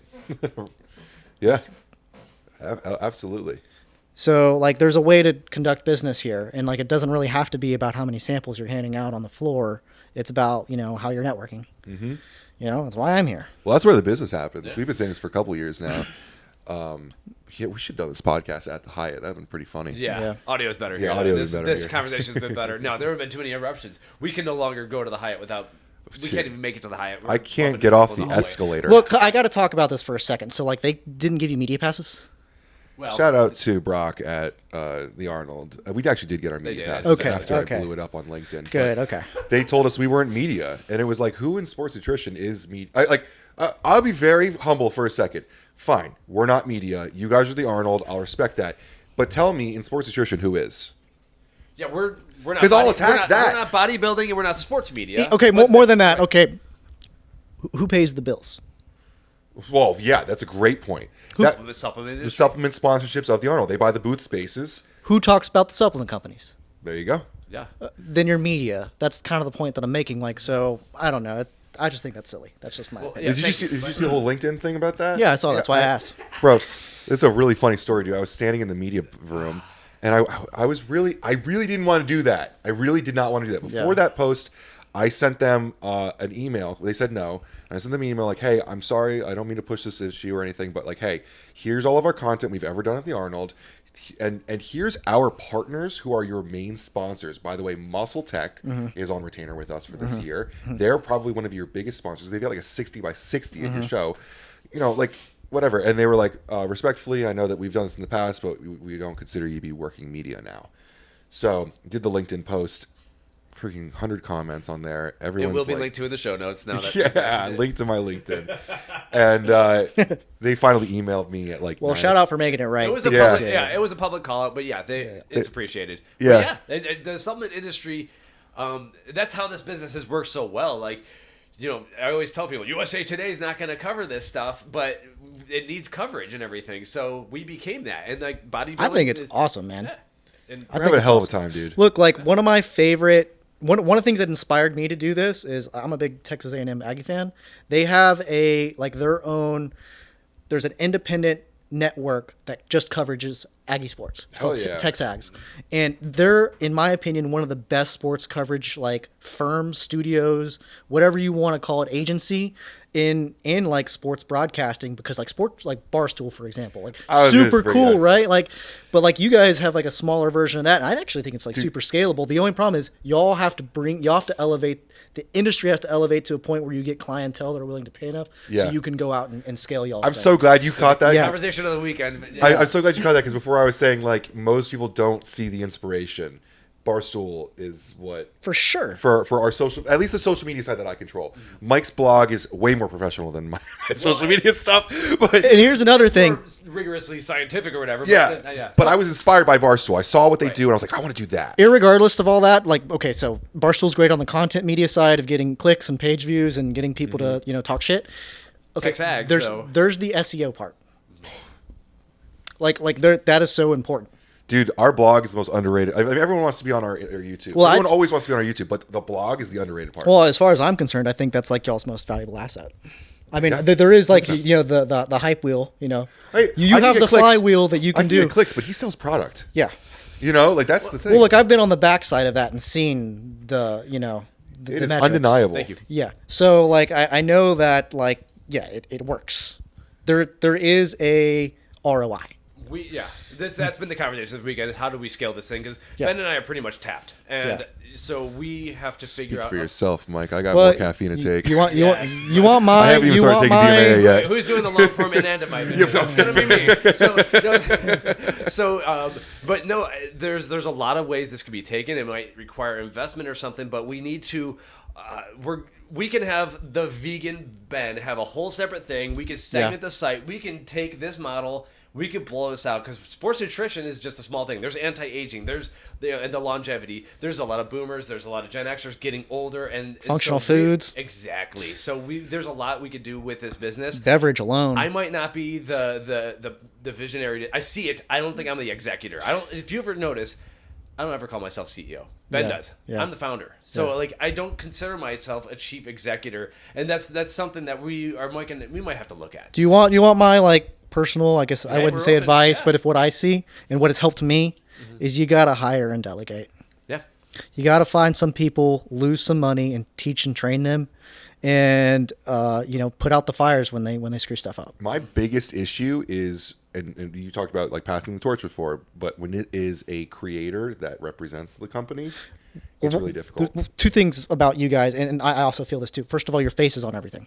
That's my. It comes across as ego, but like I have a hard time letting someone else do what I do because everyone knows that. For anyone who's watching, like it's his job to like be this certain personality type, and if you think that isn't incredibly stressful, like you got another thing coming. It's tough to be the thing that everyone loves and or hates all the time. And when you're filming video, when you're looking at a camera, and when you know as much information as guys like Ben knows, how careful you have to be with your words is I'm having a hard time even saying it out loud because I have to be careful with my words. You take a million takes. We should have a rolling ticker of how many NDAs we've signed. Yeah. And it's tough. It's really hard. And then you think and maybe something goes public and you want to know if like maybe you're a potential like liable of it and like really your job is just to like kick up the flywheel, keep the hype train, get people talking, right. And like a part of that's sipping tea, spilling tea, like that's a part of it. Right. And the tension that it creates and stuff like that's and sitting in that tension and trying to be comfortable with it. And yeah, living with it. Yeah. So like, that's your job. And then going to the Arnold and looking those people in the face and like trying to be like, hey, I don't hate you, by the way. Like, yeah. People, a lot of people think I'm like this fucking bad dude that wants to piss off you. Like, I just wanted the clicks, bro. Yeah. And to be honest with you, it helped both of us. I don't think you realize this. Like, there's a really great powerlifting company here, and I'm now really good friends with the owner. 110%. They have this awesome supplement company. But a year ago, I realized they were the only supplement brand in powerlifting. So I did this video. I was like, if you're a powerlifter, throw out your 110%. Let's talk about other pre-workouts. Mm-hmm. Bro, I kicked the hornet's nest on that one. Every single powerlifter in that community shared my shit to their story talking trash. We had hundreds of comments like, go fuck yourself, dude. That was one of our highest engaged videos last year. And I'm best friends with that guy now. Well, it works. Well, and you see, but people don't understand. It's like the Kanye West method. When we launched Glaxon, me and Joey talked about this a lot. It's like we're going to be the Kanye West. We're going to be we're going to be the Donald Trump of the industry. We are going to take two demographics of people and pit them against each other. Yeah. And that's why there's such polarity from their content, from their innovation. Like we were like, we're going to make content that's stupid, but it's going to have layers to it. So it's fun. People don't know. I don't know if I've ever told this. But Joey, you're going to make content that is going to be so far over their head, they're not going to be able to even understand it. Fair. So these two things are going to polarize. There's going to be people who understand what you're saying, and they're going to love you for it. And there's going to be people who see all of our dumb stuff, and they're going to say this is dumb. And then it's going to create all kinds of stuff's going to go down in the comments. You know what I mean? Yeah. 2019, you guys trolled us at Supply Side West. You were filming that Vlambo video, right? And you were sharing stuff and tagging us. And I was messaging the Instagram account like, oh, I think this is really cool, but who the fuck are you guys? It was me. Like, it was like, and you guys like wouldn't tell me. I was like, I know you're in Vegas. I'm in Vegas. Let's like hang out. And they're like, no. I feel like we got played. Like I'm hearing this. I told you that earlier. We played you. Well, yeah. I knew what you guys were doing. I was cool with it to a degree. I knew you were trolling us. I mean, it worked well. I loved it. I mean, it was great. I didn't realize how thoughtfully planned it was. Oh, it was a great idea. That's awesome. Yeah. It was awesome. Yeah. Well, I hate when they do it to us now, though. I'm like, dude, it's been 3 years. Well, look, hey man, you guys know Michael. He's kind of a puppet master. Oh, for sure. So. Yeah, so he's really good at that stuff. Yeah, for sure, dude. I respect that game for sure. Mm-hmm. But I think it's so funny because people like think like PricePlow's in bed with Glaxon, which is you're kind of in bed with a lot of people. I mean, that's just how it goes. Look, we have lots of clients that affiliate. I told Aaron Vick when he came in as marketing, like it is not my job personally, like. Okay, I'm successful enough that I don't need to drive every last affiliate sale. It's my job. I want people to be healthier. Like, and I'm Ben with this, like, make people healthier. Yeah. Like, I see the problems of the world and everything. Yeah. So I want to educate. Mm-hmm. And if that doesn't make sales, or if it doesn't make sales, because I'm not pushing PricePlow coupon code everywhere, don't care, Aaron. And so I think it took a little bit of time to realize that the way we do our education, with Ben doing his thing, me doing my thing, etc., it does actually drive sales if you have a good product, which Glaxon obviously does. And some brands don't need it, right? Like, you're not a good candidate for that. Just like there's some brands that, like Morphogen, for example, like I don't know if I'd be a good candidate to do their labels, right? Like there's just there's not synergy there for some reason. Yeah. So, well, it's funny because like the biggest brand I can think of in this conversation that probably doesn't need education at all, Ghost, only cares about using us because they don't do any educational content. Yeah. Like literally, like in internal emails with their team, they CC us on it, and it says like, hey guys, we don't do any information. That's why PricePlow will do the information, right? That's that SEO thing. And that's also them playing the game, keeping, Lifestyle. their hand in the industry side of things, so that like good things are always being said, or at least they're having relevancy. Yeah, and then they don't have to make claims on their bottles and stuff. So like, what if the FTC changes the guidelines? Guess what? They didn't have a claim anyway. So yeah, and talk about brands, like that's a great example. Alani's a great example of brands that don't give a fuck about the sports nutrition industry because they're doing their thing so well with their blinders on. I mean, like this is a great example. Like you were talking about your label manufacturers that like sports nutrition is the small thing for them. Yep. Right? Like a lot of these companies are like I bought these at Giant Eagle. There were 75 other energy companies that probably do way more than your run-of-the-mill energy drink that none of us have ever heard of, but they're doing $100 million because they're in FDM. Yeah. And they don't care. Nope. PricePlow sends them an email. Hi, I'd like to do a YouTube video for you guys. And they'd be like, bro, like every single person that goes to Giant Eagle buys us and posts it on YouTube. Like we don't need to pay you to do this. Well, that's kind of like my hang up with like my personal brand, why I don't really play in this little world with it, because its whole play is grocery FDM. Yeah. And I know like we've both have kind of talked about it off channel of like, that's maybe a pool we want to be swimming in a little bit more, but like it's a different game. We did a podcast during 2020 called the PricePlow Authority Report, and we brought on like the fucking smartest experts I could find, and it was 2 hours of words that no one can understand. Right. There were about 25 people in the world that understood what we were talking about. Yeah, like when I'm making a deck for a large retailer, they don't care about all the things that we're all talking about right now. Yeah, and someone said to me, it's very metric driven. It's very numbers driven. Someone said to me, he was a really smart guy, I was like, that's great, and I love that podcast. That was cool. But let me tell you what, there's 25 people that understand that podcast, but there's 5 million people that want to know if creatine will work for them. Yeah. And that 5 million take pre-workout or something, yeah. And that was the thing where not to say I dumbed down my content, I made it more digestible. We switched over to the 1 minute content, and it's like, well, you have to appeal to your audience, and that's your audience. Now, like, okay, my Instagram is tiny. I got 500 followers, but all 500 of them own companies. Yeah. So everything that I put out there, the right people are looking at it. And it doesn't matter. Like, there's one person who might see it that might be worth $100,000 a year to me. Dude, quality over quantity is one of the best things I learned for social media. So, like, understanding that is so important for you guys. Yeah, it's always been a thing. Just a thing of pride, stubbornness, Italian, whatever. We've never bought followers. Never will, never been accused a lot of times, but you don't need to. And that's been a good thing, because the metrics, the bot detection, all that stuff that other people have to deal with, we don't. But also, like, we know that our followers are legitimately interested in what we want, and that's the number. Is it 100,000? No, but like, is it the 13 to 15,000, or on YouTube 26,000 people that care about this stuff? Yes, and that's what's exciting. Yeah. Well, the people that get too rubbed the wrong way about maybe some of the things that you do is because you work with other people, and that's just one of the things that y'all do. Like, you have to scale your business. You have to operate with lots of different As long as the formulas are good. Like, and like we've always said this many times, 15 years ago, couldn't have done this. So, but Mike, like, that's more of an ego issue than anything. Like, most of the time, it's not for you, but for like other people who have bad things to say about PricePlow because they work with blah blah blah or something like. It's just like, why? Because they're doing better than your brand. Like, that's I get it. What I mean. There was a point in time, and I in 2020 I got after 2020.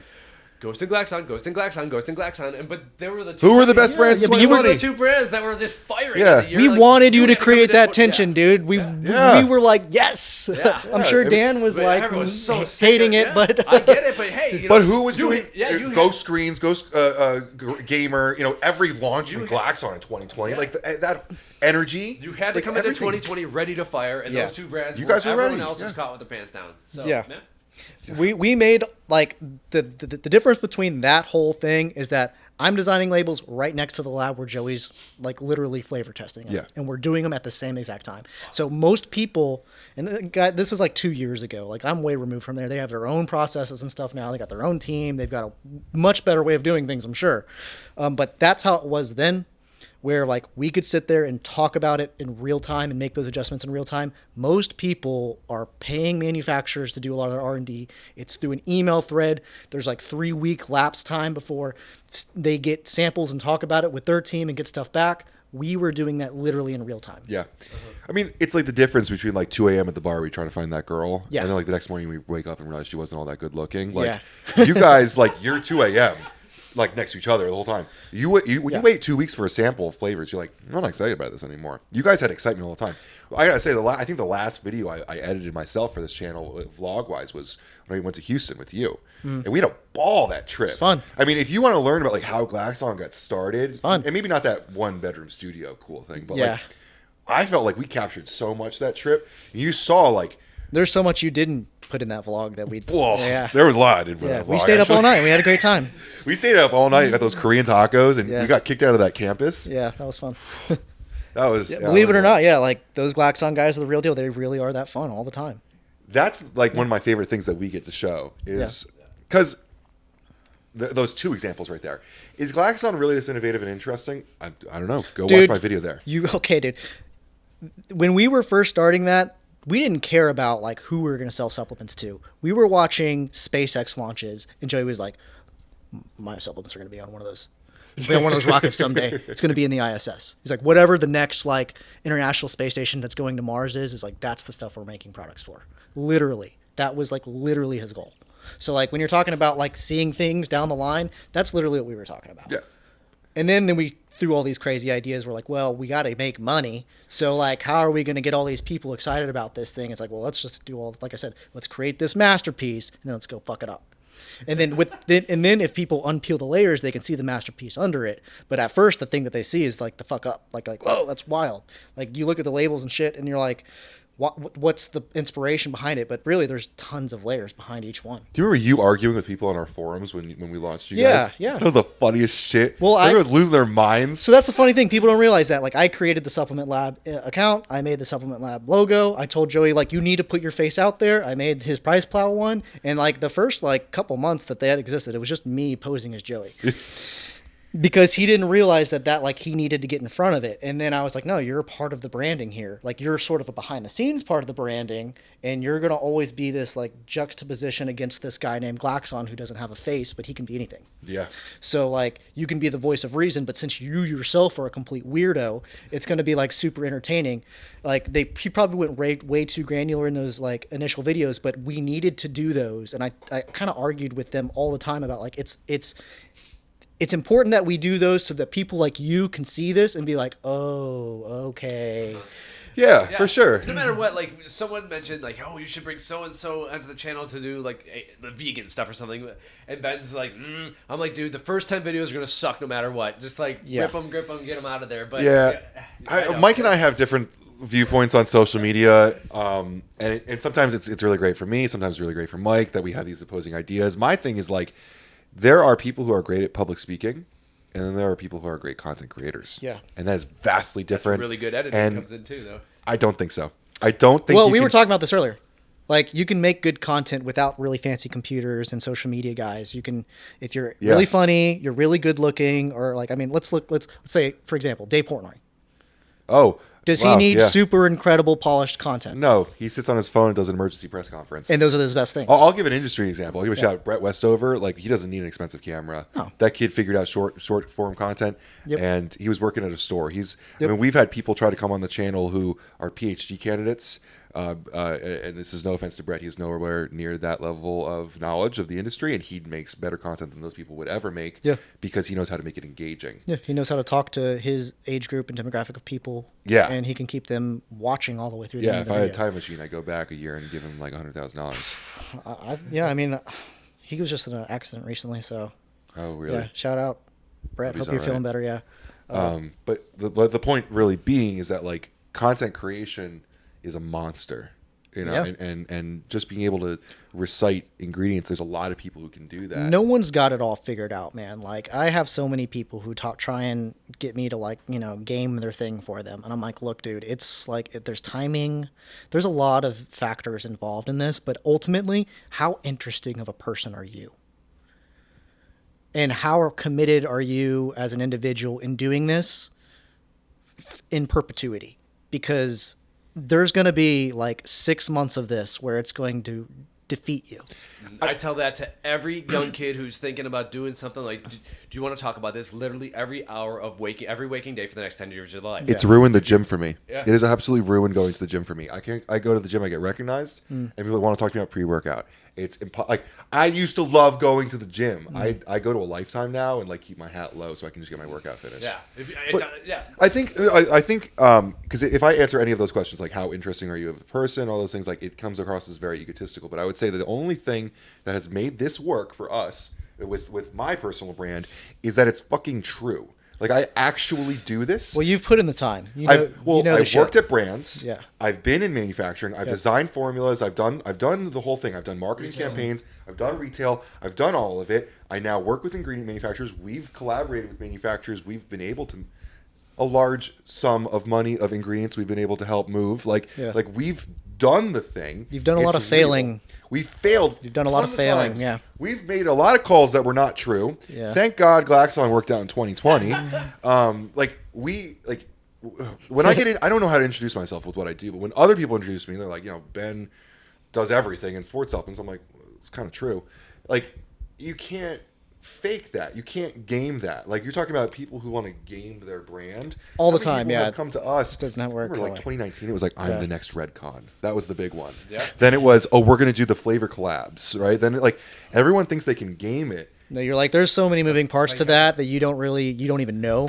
I've said the only reason I've never made a brand is because I don't think I have anything unique to do. I don't like actually doing something new and different and interesting.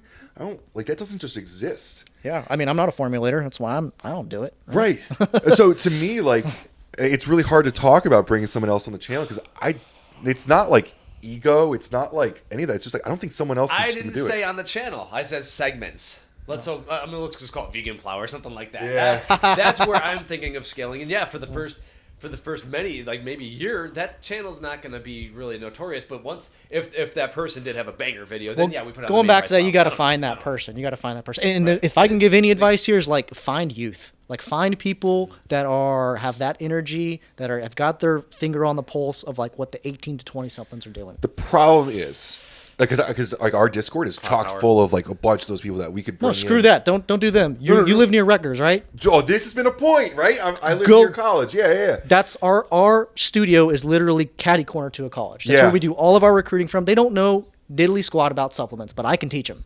And if you can sit here long enough, and if we can agree on a price that you can sit here and basically bleed me for this long until you figure it out, like we'll build a brand together. We'll build a business together, and it's worked. But so here's the thing: like I love the idea of finding a vegan plow, a functional food plow, whatever. Like that sounds terrible. Great ring to it. When Mike almost did a protein channel, I wanted to call it was a meat plow. He didn't like meat plow. Meat plow. I don't think. I really wanted meat plow, man. I didn't even care if it worked. I just wanted it to exist. But I mean, all these kids, if you find youth, like I can't like I'm gonna make a channel for functional foods for you. Like they're like, no, I want to do pre-workout. Well, then look, hey man, then you got to pass that torch, maybe. Dude, I would give them a TikTok. They could take over my TikTok or our TikTok. Like I hate TikTok so much. Well, like you could probably do longevity and then just ease their way into it. You know, it's like the same way with how we've done Keely with Primeval. Like I did all the first kind of key ones. And now like she's been able to pick up my style and she knows the process and like so she had to ease into it. Now she's doing all of them. So like you just got to find somebody and like I said, there is that failing part. That's what I mean by that hemorrhaging. Like you have to pay people to fail. That's what sucks. Yeah, is because you can come and rage and be as mad at them as forever when they screw something up and it pisses your client off. But like they're gonna do that. Yeah, it's gonna happen. That's definitely what y'all do is so unique. You had to make that decision when I came in. Yeah. I mean, the thing was I had a good network when I came in, was helpful. We had like 40 calls in 3 days that first week. Yeah. You know, like, and that just doesn't exist with youth, right? Exactly what you're saying. We'd have to work them up. You have to school them to the game, and then you got to make sure they don't go out and make the same thing. Yeah. Yeah. I mean, people think that you come on the PricePlow's team and you all of a sudden just get free stuff from every brand. And like people you don't? Mike doesn't know about half the free stuff that I get. I send a lot of stuff to Cody. So yeah, like, but I don't want. But like, how many times do you and I get on a call and someone's like, yeah, I remember that call we had with Ben last week, and Mike wasn't on the call because they just called my cell phone. You know, like a lot of this isn't just PricePlow; it's also personal brand and network and stuff. Got to. There's probably so many people who would be so willing to come on as just like an intern, just to like be a fly on the wall for you guys. I want an intern to just help me do these videos. You know, we were joking about this yesterday, but you do 8 videos in a row of doing pre-workouts. It sounds so stupid, but like, dude, I need someone to help me like mix pre-workout. It's so dumb. I hate saying it out loud, but like, I got my mason jars, even doing 2 videos. I'm like, yeah. So we were talking about the documentary idea you have. Very excited. Then follow you, follow us. That's gotta happen. I think we need it. We don't need anything from you, but the Substance movie didn't really do anything for the industry to propel it forward. And I think the story of these new guys championing this new thing, bringing legitimacy to the industry, like there's a story that can do so much to educate. Not, it's fun just to do and tell our story, because no one's going to tell our story for us. Like we've made that has become very clear. It's got to be the PricePlows of the world that are going to do that. And so to have you professionally do it would be incredible. We want to champion this new, new paradigm. When people tell our story, it's unfortunately an indictment. So, right. Yeah. Okay. Just you got to swim around that. Okay. So this is my thing on this. It's not about ego. It's not about you, me, us, PricePlow. Like it's not about us as like media creators in this thing. I mean, at the end of the day, it's about like selling products, right? So the trend is like supplements are bigger than they've ever been, but like who buys them now? Like you have these 18 to 20 something year olds that are getting very, very into like bodybuilding is making a comeback. CBum is more popular than ever. Like you have to make something that's going to appeal to them. You can't be all about like the old school, the old guard.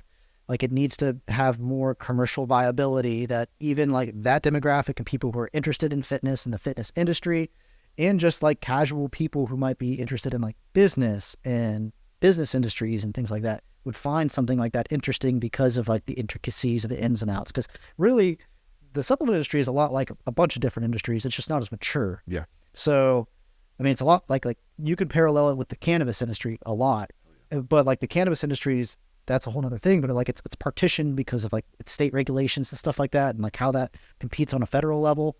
Whereas like you have the supplement industry where it's like there is federal regulation, but it's like very loosely policed. Yeah.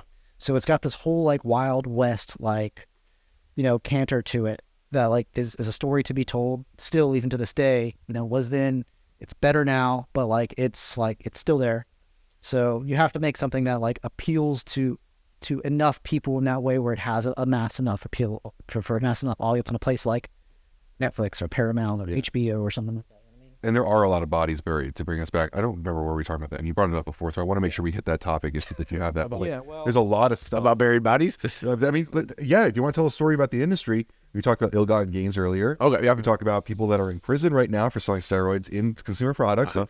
There's a lot that goes on, and yeah, like I said, it's turtles all the way down. The further you go back from manufacturing to supply chain to, out to domestic and international raw material supplying and stuff like that, and how they get their materials and stuff, and how they sell and broker them, and how they distribute them and ship them.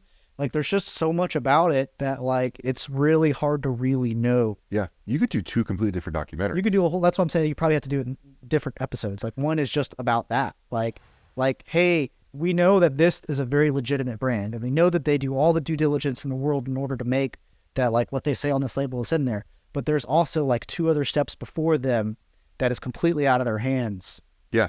That we don't know. Yeah. Yeah. I mean, you could do stuff on the importation into different countries. Like there's a lot of like glutamine that's imported as sugar because it's a lot easier that way. Yeah. If you just lie. Yeah. There's a lot of games that get played. Yeah. It's easy to just pay for paperwork.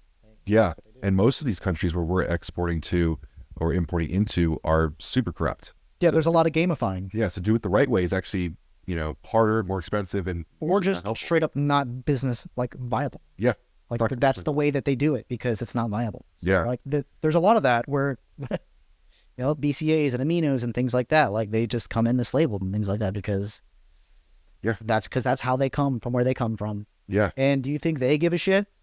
And are you going to stop buying them? Is all our consumer here going to stop buying it? Are the people that we make stuff for because all the rest of the world buys all the stuff from the U.S. because we're known as like the most legitimate here in the U.S., which is true.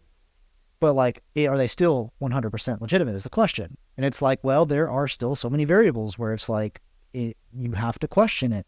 Yeah. Period. There's also an interesting part of this too, where because we sell products that are for health purposes, Michael always brings up health. I bring more performance, but like there's a quantification of, the actual performance of the product. Like if someone likes a certain camera because it does a certain thing, they buy it for that. But if a certain product doesn't work as well, it all of a sudden becomes a moral question. Like, we had this whole thing in our Discord a couple weeks ago about how BCAs are supposedly useless, right? And there's a huge argument over whether or not they work. But at the end of the day, people want them, so people are going to sell them. Yeah, it's not going to stop people from buying. Yeah, and so like to give it like another example, like a rather prominent figure, we had a fun call with them where the guy admitted, like, I don't take pre-workout. And if we posted that on the internet who that was, like, it would make people shit bricks. Yeah. But he followed up and said, the people who enjoy my content and follow me and stuff, they want this product, so I'm going to offer it. Right. And I don't think there's anything wrong with that. No, that's literally consumer packaged goods, right? Yeah, but because there's a performance or a health factor to it, all of a sudden there's an ethics question. Sure, I mean, yeah, but like that's all in the eye of the beholder. It's all subjective. Like, it's what does fitness do for you? Like, we could do a whole nother podcast talking about like just ego and like vanity and how that drives a lot. Yeah. And like how health and wellness is like not really what it's about at all. Some manufacturers that I work with and friends with, like they have standards and they have, moral. There's just some stuff they will not do and they lose a lot of money because of it. Mm-hmm. And like, you got to be like, well, man, I respect the hell out of that. But yet you see like over there next door down the street, hand over fist winning money, winning business. And you're like, well, the capitalist in me is like, well, that they're playing the game and they're winning, Kobe. Yeah. But, they're over there, they have moral standards and they're doing things by the right way, but like, they're obviously not dealing the same amount of success. Then you have to say, well, do they care about that? And maybe it's like, well, they don't need to make more money to do that. And right. People want to just win everything. It just kind of depends on where you're at. To go back to Glaxon, Michael and Joey have always been very passionate about products that are compliant and doing the right thing. And they're getting sold in stores next to stuff that is not playing the right game. Yeah. And it's unfair, for sure. Because like you were saying before this, like pre-workout most times about getting high now. It's a euphoria. It's a feeling. It's not about performance anymore. It's all about experience. And so at a certain point, it becomes, it's not about like, how much does this improve my workout? It's just, how much is this going to make me feel different, feel work or something? And like going back to that, like we knew that going into it, that like you need performance products that do what they say they do so that like people like you can like talk highly about it. But, that's why you always sort of like make the hype train about like half scoop, full scoop, like dry scoop. You have to like do all these kind of gimmicks to get people to like talk in the gym about stuff. Yeah. Because at the end of the day, that's what they do is they try and say about like, which thing took them for the hardest ride. Mm-hmm. Like that's usually, if you're talking about independent specialty retails, these ones that don't have, indexing systems where they're just stickering things. Those consumers aren't walking in there saying like, what's like, your most medium product? Yeah. Yeah. They're saying, which one is going to rock my socks, taste good, and I can get it at a good price. Yeah. Yeah. They'll do like, depending on who they are, they'll prioritize those three things. Which one has the best price? Well, which one tastes the best? Which one tastes the best? And it also has like the most experience to it. And like talking specialty, especially the independent specialty, they always go down that spectrum that I'm talking about, where the people who walk into their doors probably don't care so much about what it tastes like. Mm-hmm. They want that experience. Yeah. And there's a few ingredients that are cheat codes. So like if you want to move and you want your brand to build rapidly, distribution wise, like it's very easy to just hit the cheat code if you know the right people to call. Yeah. So like, some people play it, some people don't. It just kind of depends on where you're at. You can't morally put into a place where you're like, well, I guess I could as like a person. Would I sell that to an individual personally? Because no, not me. Yeah. Does somebody want to put that on their label? I don't look at their formula and be like, oh, you're a bad person. I'm not looking at your formula. I'm just saying we're going to make the label look cool based off of how you asked us to make it. Wherever you put on it and you put in it, where you buy it, where you get it made at, has nothing to do with me. Yeah. Yeah. And I think it's tough when you're such like a full stack service because, you know, you obviously work with quality companies. You obviously work with quality manufacturers. You know, I had a conversation about this a couple weeks ago with a brand that had DMHA in the product. And I loved your answer. You're like, look, man, I just make dope labels. You know, that's my job. I know that's my job. And, you know, I'm allowed to comment on it because of my place in the industry. But yeah, I respect at least transparency about it. You know what I mean? Like, I think far too many people don't want to have the public conversation because the FDA can see that conversation. Yeah. But and they do watch our stuff. We've seen screenshots of certain people's metrics on LinkedIn. They're clicking stuff that is on PricePlow. 100%. We all are part of the policing now. That's probably a good thing to actually elevate. I like a little bit of intra-industry regulation, like a little bit of pressure. I've always thought that a little bit of social pressure is good. Yeah, you know, it's necessary. Yeah, I mean, when that company came out with Start Wars 2 years ago, I ripped them online, and they don't want to talk to us about it. But it was like, I think it's important. Like, someone needs to check people. Well, yeah, there's always, and no offense to anyone who does do it, but like there's fall guys and everything. And if you're going to be a target, then like you should saw that coming. Yeah.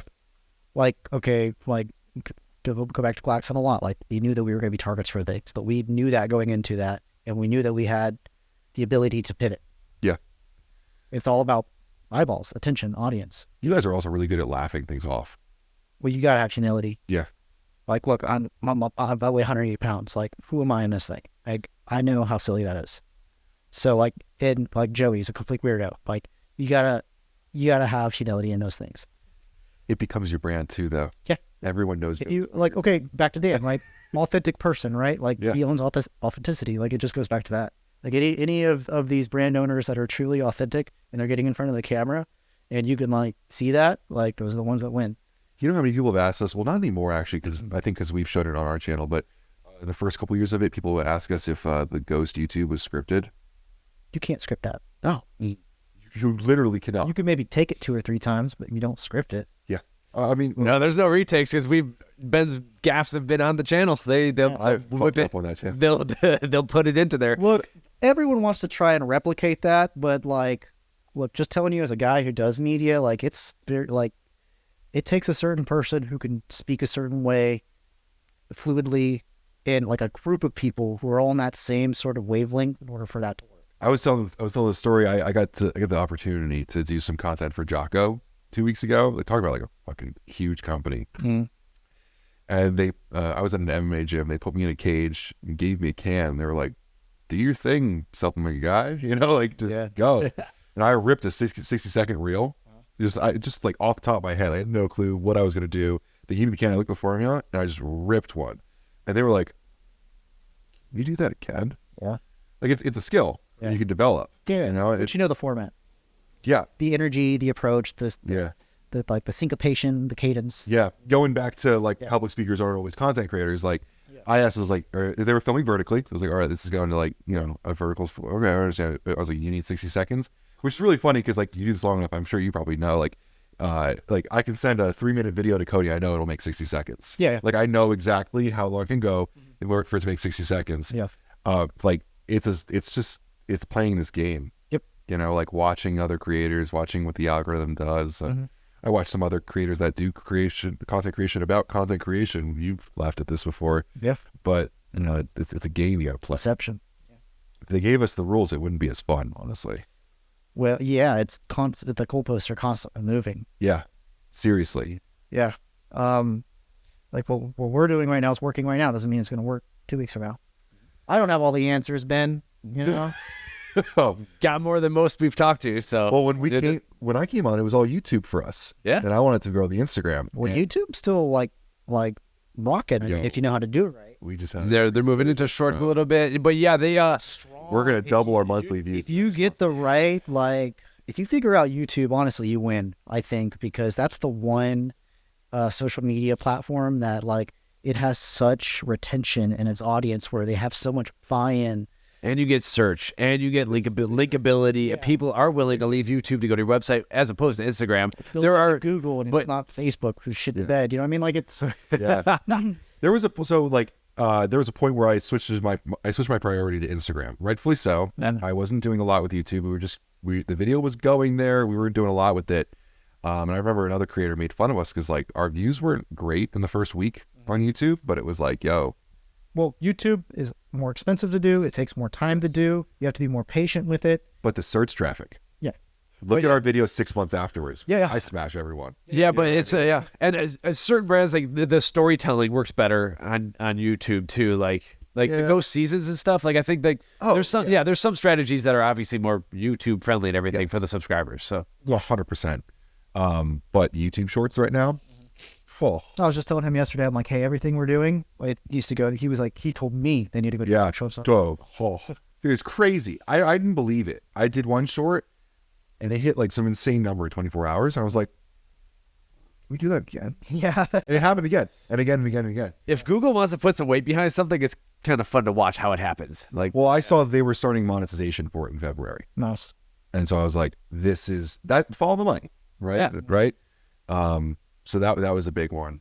I tell this to all my clients that are all asking me a lot about social media and stuff. And I'm like, first of all, the goalposts change a lot, but like, you don't understand what TikTok did to everyone is like, everyone has completely got caught with their pants down and they're pivoting everything. So everything you thought was the thing, hashtags and all this stuff, even, 6 months, a year, 2 years ago, like it does not matter.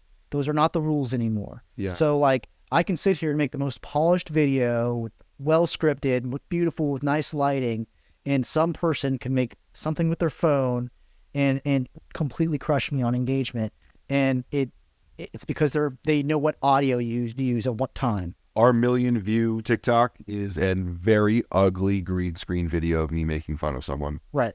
Well, polarity is always yeah. So like if you have polarity, if you have any sort of like sexual tension, like we know That's a nice way to put it. a lot of people play off that, thirst traps and things like that.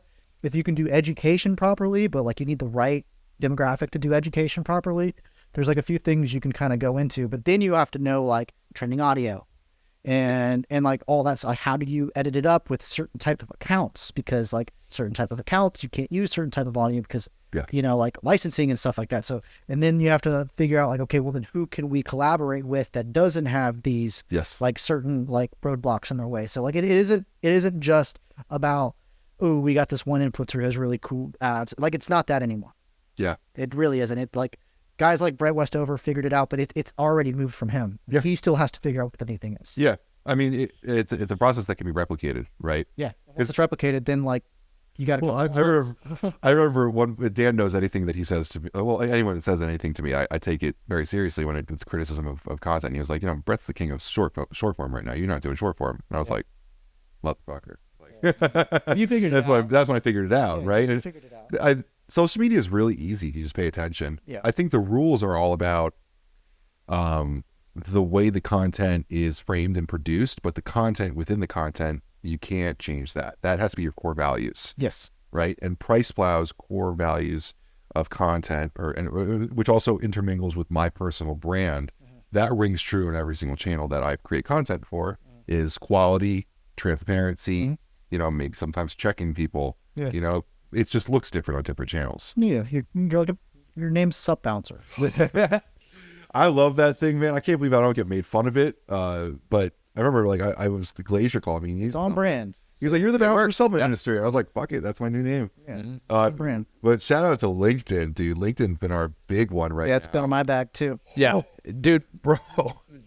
If you want to, the people I want to reach, I want to talk. I'm an ingredients guy, like Ben and Morphogen. Yeah, and I want to talk to ingredient people. I want to talk to people who are interested in ingredients. Like that's our neighborhood for that stuff. Get, like, 30 likes or 100 views on a LinkedIn thing, but like the right 30 people liked it and the right 100 people saw it. My favorite thing about LinkedIn is I can get as spicy as I want because it's a business page. Oh yeah. Like PLT Health put Zytomite with DMHA in a product. I did this post. I was like, PLT, what the fuck are you doing? Like, that's literally a drug. And you send out these emails every single day, this email newsletter that you have the highest quality ingredient and it's super innovative and all this incredible stuff. Why are you citing TLAs with it next to a drug? To your point earlier, they probably didn't even sign a TLA for this. They don't know. Yeah, like some of them don't even know that process. Yeah. I can't tell you how many clients I have that like I have to sort of explain the process. Yeah. Or they kind of get it, but they don't understand like the the paperwork that has to go through. Like some people just want me to rip a logo off some other brand they know that I did, and like, hey, we're making it at the same place. Can you do it too? I'm like, no, like you got to buy it and sign a license agreement. Yeah. And you have to send me the document. Because you, in some level, can be liable for that stuff. I hope not. I mean, I don't ever do that stuff for that very reason, but I just would like to think that like I'm just like, hey, I'll tell you a story off air. Where like the designers ended up getting implicated. Because I've told them several times where I'm like, yeah, I'm not going to do that. Yeah.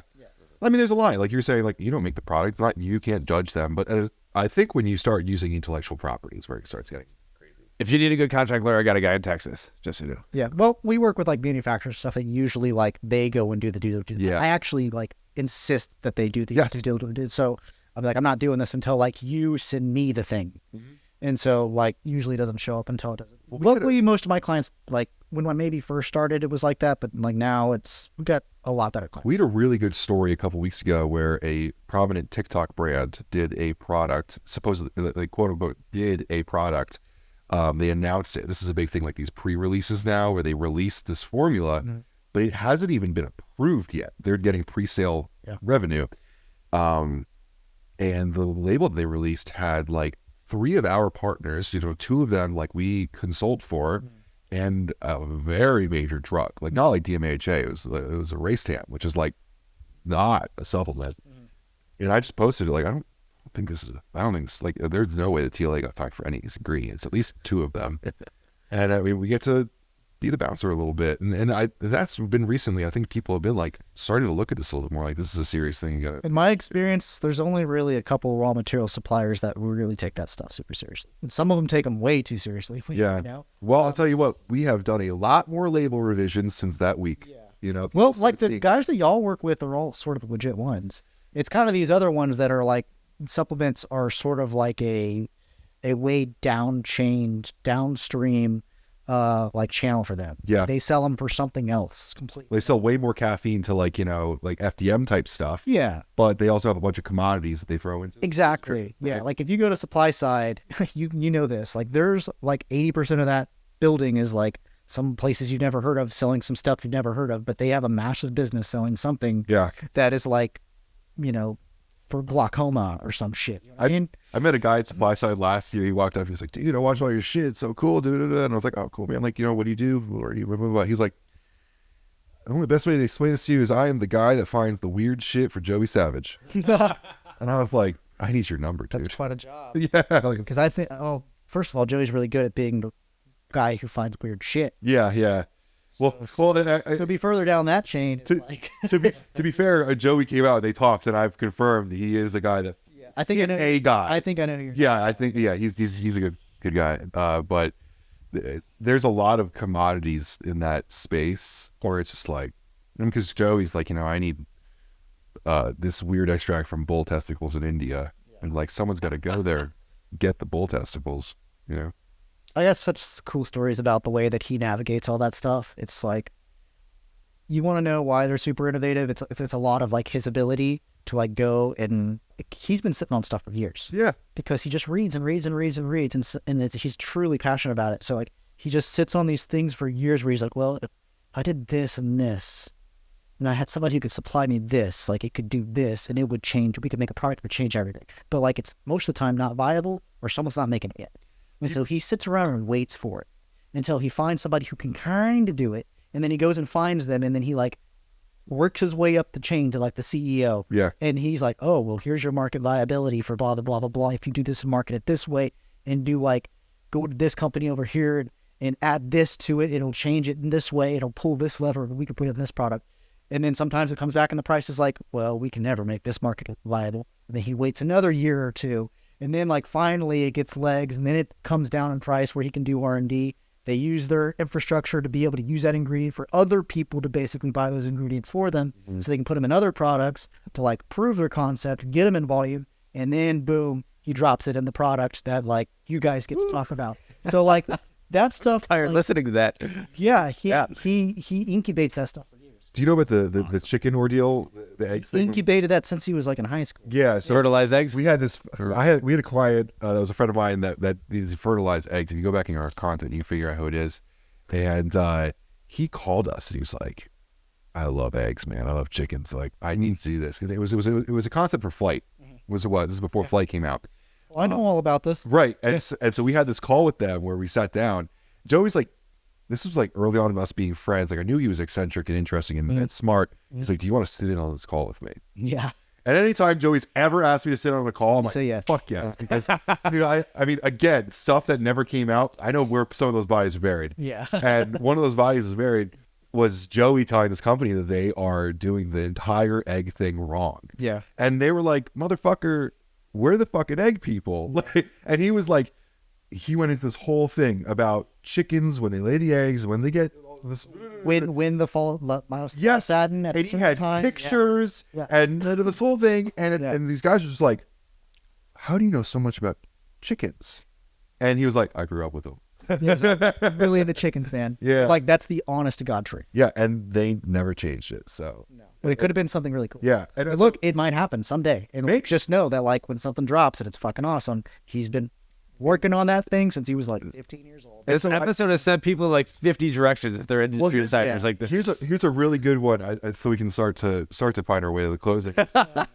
Specimen Genesis is launching soon. Yes. And there's something really cool coming with that. And everyone has been trying to figure out what the name Genesis means. And a lot of people have thought like this is like the Genesis becoming the next thing. But it's actually because one of the key parts of the formula was the first thing they wanted to do with Specimen back in 2019. Yeah. And they finally have gotten the permission to do it. And to give you an idea of how long Joey sits on things, which you don't need to know, but the people watching this. Yeah. When people ask about, like, sort of why, like, what's the differentiating matter, I kind of try and find a way to explain that to them, because I'm like, look, yeah, the marketing's good, the labels are good, but, like, there's some other stuff involved that deal more with, like, the nature of their infrastructure, of how they're vertically integrated and how, like, deeply integrated Joey is, not only just from, like, a industry level, but, like, on a personal level, that you guys just simply, like, you don't know anyone like this. There are very few people who are as passionate about this stuff as we are, and Joey's one of those people that we can be on that level with. Who do you know who's been designing supplements since they were, like, a teenager? And have literally, like, delved into the very granular details and the biochemical, biological, and went to university to, like, learn what these things actually do and understand, like, how, like, our current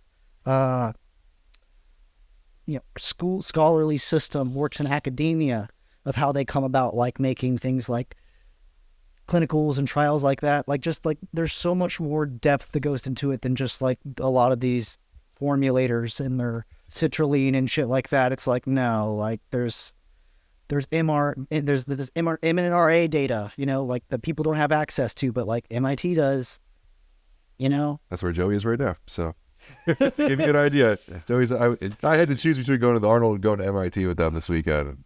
Well, no, we've heard many times. We want to Glaxify this. To answer your question, sorry, but he asked how many people, like, just the beginning of the question, how many people have been designing supplements since they were 13? I could think of 2 people, and Joey's the first. The other one's a stretch. Maybe Drew.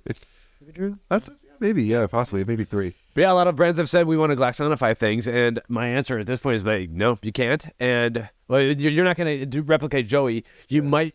I would say you have to go get a biochemist and pull him out of pharma, pay him a ton of money, and they gotta love supplements. Joey also trains and, like, all that. So a lot of these new hot yoga once. So it's a challenge. So I don't know. There is the next Joey though, and we might not see this person for 10 to 15 years, but it's been fun talking about him. How often do you have to tell people you won't do Glaxon for them? Because it was like, I joked in 2018, it was like, I'm the next Redcon. In 2019, it was, I'm doing the Ghost thing / I'm doing flavor collabs. Welcome to 2022, and I'm sure, right, because I've heard a bunch of people say, we're the next Glaxon. Like, yeah, it's always one of those, how do I do Ghost? How do I do Sneak? How do I do Glaxon? How do I do Redcon? How do I do Bucked Up? Like, how do I do Axe and Sledge? There's always, whenever somebody wins at something and we're a part of it, like, they all want to try and catch that momentum, like, directly afterwards. And my response is always going back to what I originally said. It's like, all right, well, let's go back to the core values of, like, what influences what you do as a brand, because you will never replicate those. Yeah, authenticity. Why they're good is because they have these things. and you can't just recatch them because you're not that person. You just can't recapture it. Sorry. Like, what do you have that's different? Let's talk about that. In a funny way, it's still coming to you is still the good idea because you can find that core value of theirs and play that authentically. Yeah. Like, even though you're not copying those, but you are taking that same process of figuring out what their value is and sticking to that, because all of those people on that list have done it well. Like, I love to make fun of Bucked Up and their deer antler velvet, but they know what they're doing outside of using deer antler velvet. Like Axe and Sledge, we poke a little bit of fun, but like they know who they are. So, right. They are so hard workers. Like and they sell that very well. And if someone wants to be the next Axe and Sledge, like, sorry, you're not Seth Ferozi. Like, so, like, who are you? A lot of people don't know who they are, and a lot of us changed, myself included, 2020. So, like, having that conversation with you, I think a lot of people have never even had that conversation with themselves. Yeah, and well, that conversation, and this is what we charge for, is expensive in some degree. Mm-hmm. Some people don't want to spend that much money for that conversation. Some people don't want to go to therapy. People don't. Some people don't want to have. Me and Lizzie joke about this. Like, we say we need to do brand therapy before we start, like, on your thing. We need to sit down and do brand. Well, not all. There's some people in this industry who just don't want to do that, and that's fine. We'll make it your thing. Whatever. We'll charge you for it. But, like, if you really want to win, let's go to brand therapy. Let's talk about it for like 2 hours with you and all your partners, and we just like literally like have an intervention of like, who are you? Who are you? Because all of those inspiration, like if instead of therapy you did an inspiration discovery session, you would be talking about other people more than you would yourself. Yeah, well, that's a part of it. We say, well, what other brands not in supplements are cool? That's hard for people. That's ridiculously hard. People, it's funny because it's always the same ones too. It's like Nike, Apple. Have there ever been psychedelics or during these types of meetings or no? Okay. Well, maybe with Joey, but like off NutraMedia side, we're pretty professional with stuff now. You show, man? Huh? Have you do a show? What? In what? You and me? We didn't. I didn't do them. You didn't. Oh, you were the DD. Yeah. You got us to the tacos. Yeah, For magic tacos, man. You brought those. I think I took Phenibit or something. Well, we always take Phenibit. Yeah. We were on a lot of Phenibit that day. Yeah. But yeah, I think you did some shrooms and there were shrooms being done, but I did not do them. I was driving. Yeah.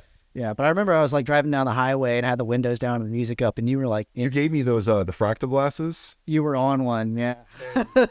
We were in downtown Houston and we were like chilling, everything's cool, and the guy next to us, we have these glasses that like take the light, it turns into like giant rainbows, and I was cool until the guy next to me hit his brakes, and the brake lights just like blasted me.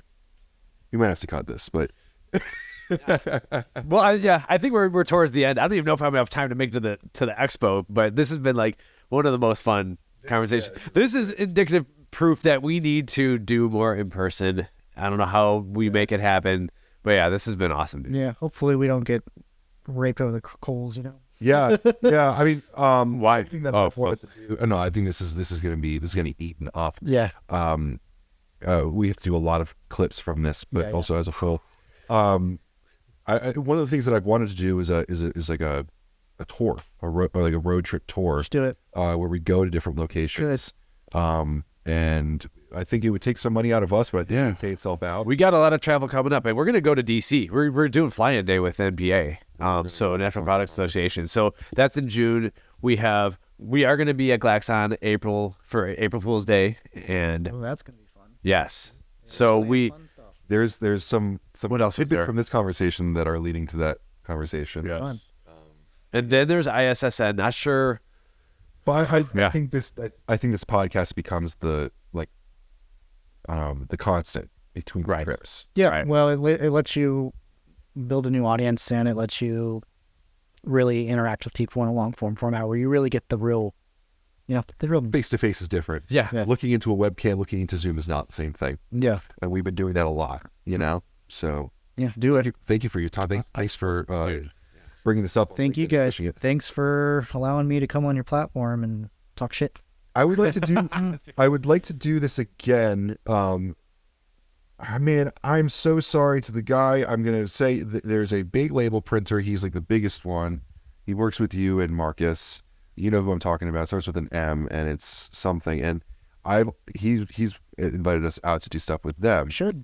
I would love to do a podcast there, but to involve yourself as a bit of a translator, because I think that the world of printing and the world of supplements don't always interact, and this conversation has shown me that you understand that interaction. Yeah, it's delicate because they work with large partners. Yes. You don't want to step on the wrong toes there. I don't. Right. But that person, that individual you're talking about is incredibly fascinating. Yes. And that facility is like Fort Knox. Yeah, he's invited us out, and I was very, I was. So like it's a really cool place. Yeah, I believe. And I think it's really worth it's worth the content if you can get it, and it's incredibly interesting. So I think you should play for that. Yeah. You just gotta probably get some approvals for some. Yeah, we're used to this working with manufacturers and ingredient companies. The concept, I think you'll love this, is I was denied this at Glaxon, and any good manufacturer will deny this. But I want to do a podcast in the middle of a contract manufacturing facility while it's running. And have like the forklifts and the workers and everyone. Like, I want to see the busyness. You can do that. So please, let's do this. Ben's pitching in. Make it happen. Let's do it. Non-stop. They would love to do that because like they actually have a facility that's set up for that. Yes, there's a lot of beautiful facilities, and when people deny me it, I say it's probably a good thing. Like I respect that. Like like the best people don't want you taking videos in facilities. Yeah, I probably don't want you breathing on their stuff. That's what, yeah, when I was in Houston with you, getting like I think I got 3 B-roll shots inside that facility. Well, it's a clean room. It has to stay clean. Yeah. The thing about some facilities, Verticore included, like it's built for spectators. So like there are ways to be able to view and film without like That place is gorgeous. Yeah, without compromising that integrity of GMP. We'll have to talk further about that. Yeah. So, okay, so Instagram is NutraMedia, YouTube as well. We're gonna start one, NutraMedia. Nutri, N-U-T-R-I-A. Whoa, we almost, wow, I'm glad we did it. Yeah, NutraMedia, Nutraceuticals. There we go. Yeah. Anywhere else that you are relevant that you'd like to send people? LinkedIn. Yeah, just LinkedIn. You can follow me on Taylor Knox or Business One. If you want to see like things kind of, we don't really sneak stuff anymore, but we kind of show the process behind the scenes. We don't really like reveal much, but if you kind of want to get the technical details of stuff or just me letting out tips on things, some people find it interesting. It's pretty meta unless you're like in that world, but like I know a lot of like business owners watch stuff like this. So like if you are like launching a brand, rebranding a brand, anything like that, like if you're not following me or you or stuff like that, you probably like don't have your thumb on the pulse. You probably should be. Yeah. Because we're dishing out the dirty stuff and we're giving it to you straight. And look, it's not always pretty, you know? So like, that's what we do. We just kind of live here and that. Well, thank you for your time. This has been awesome. Thank Thanks you. again, TK.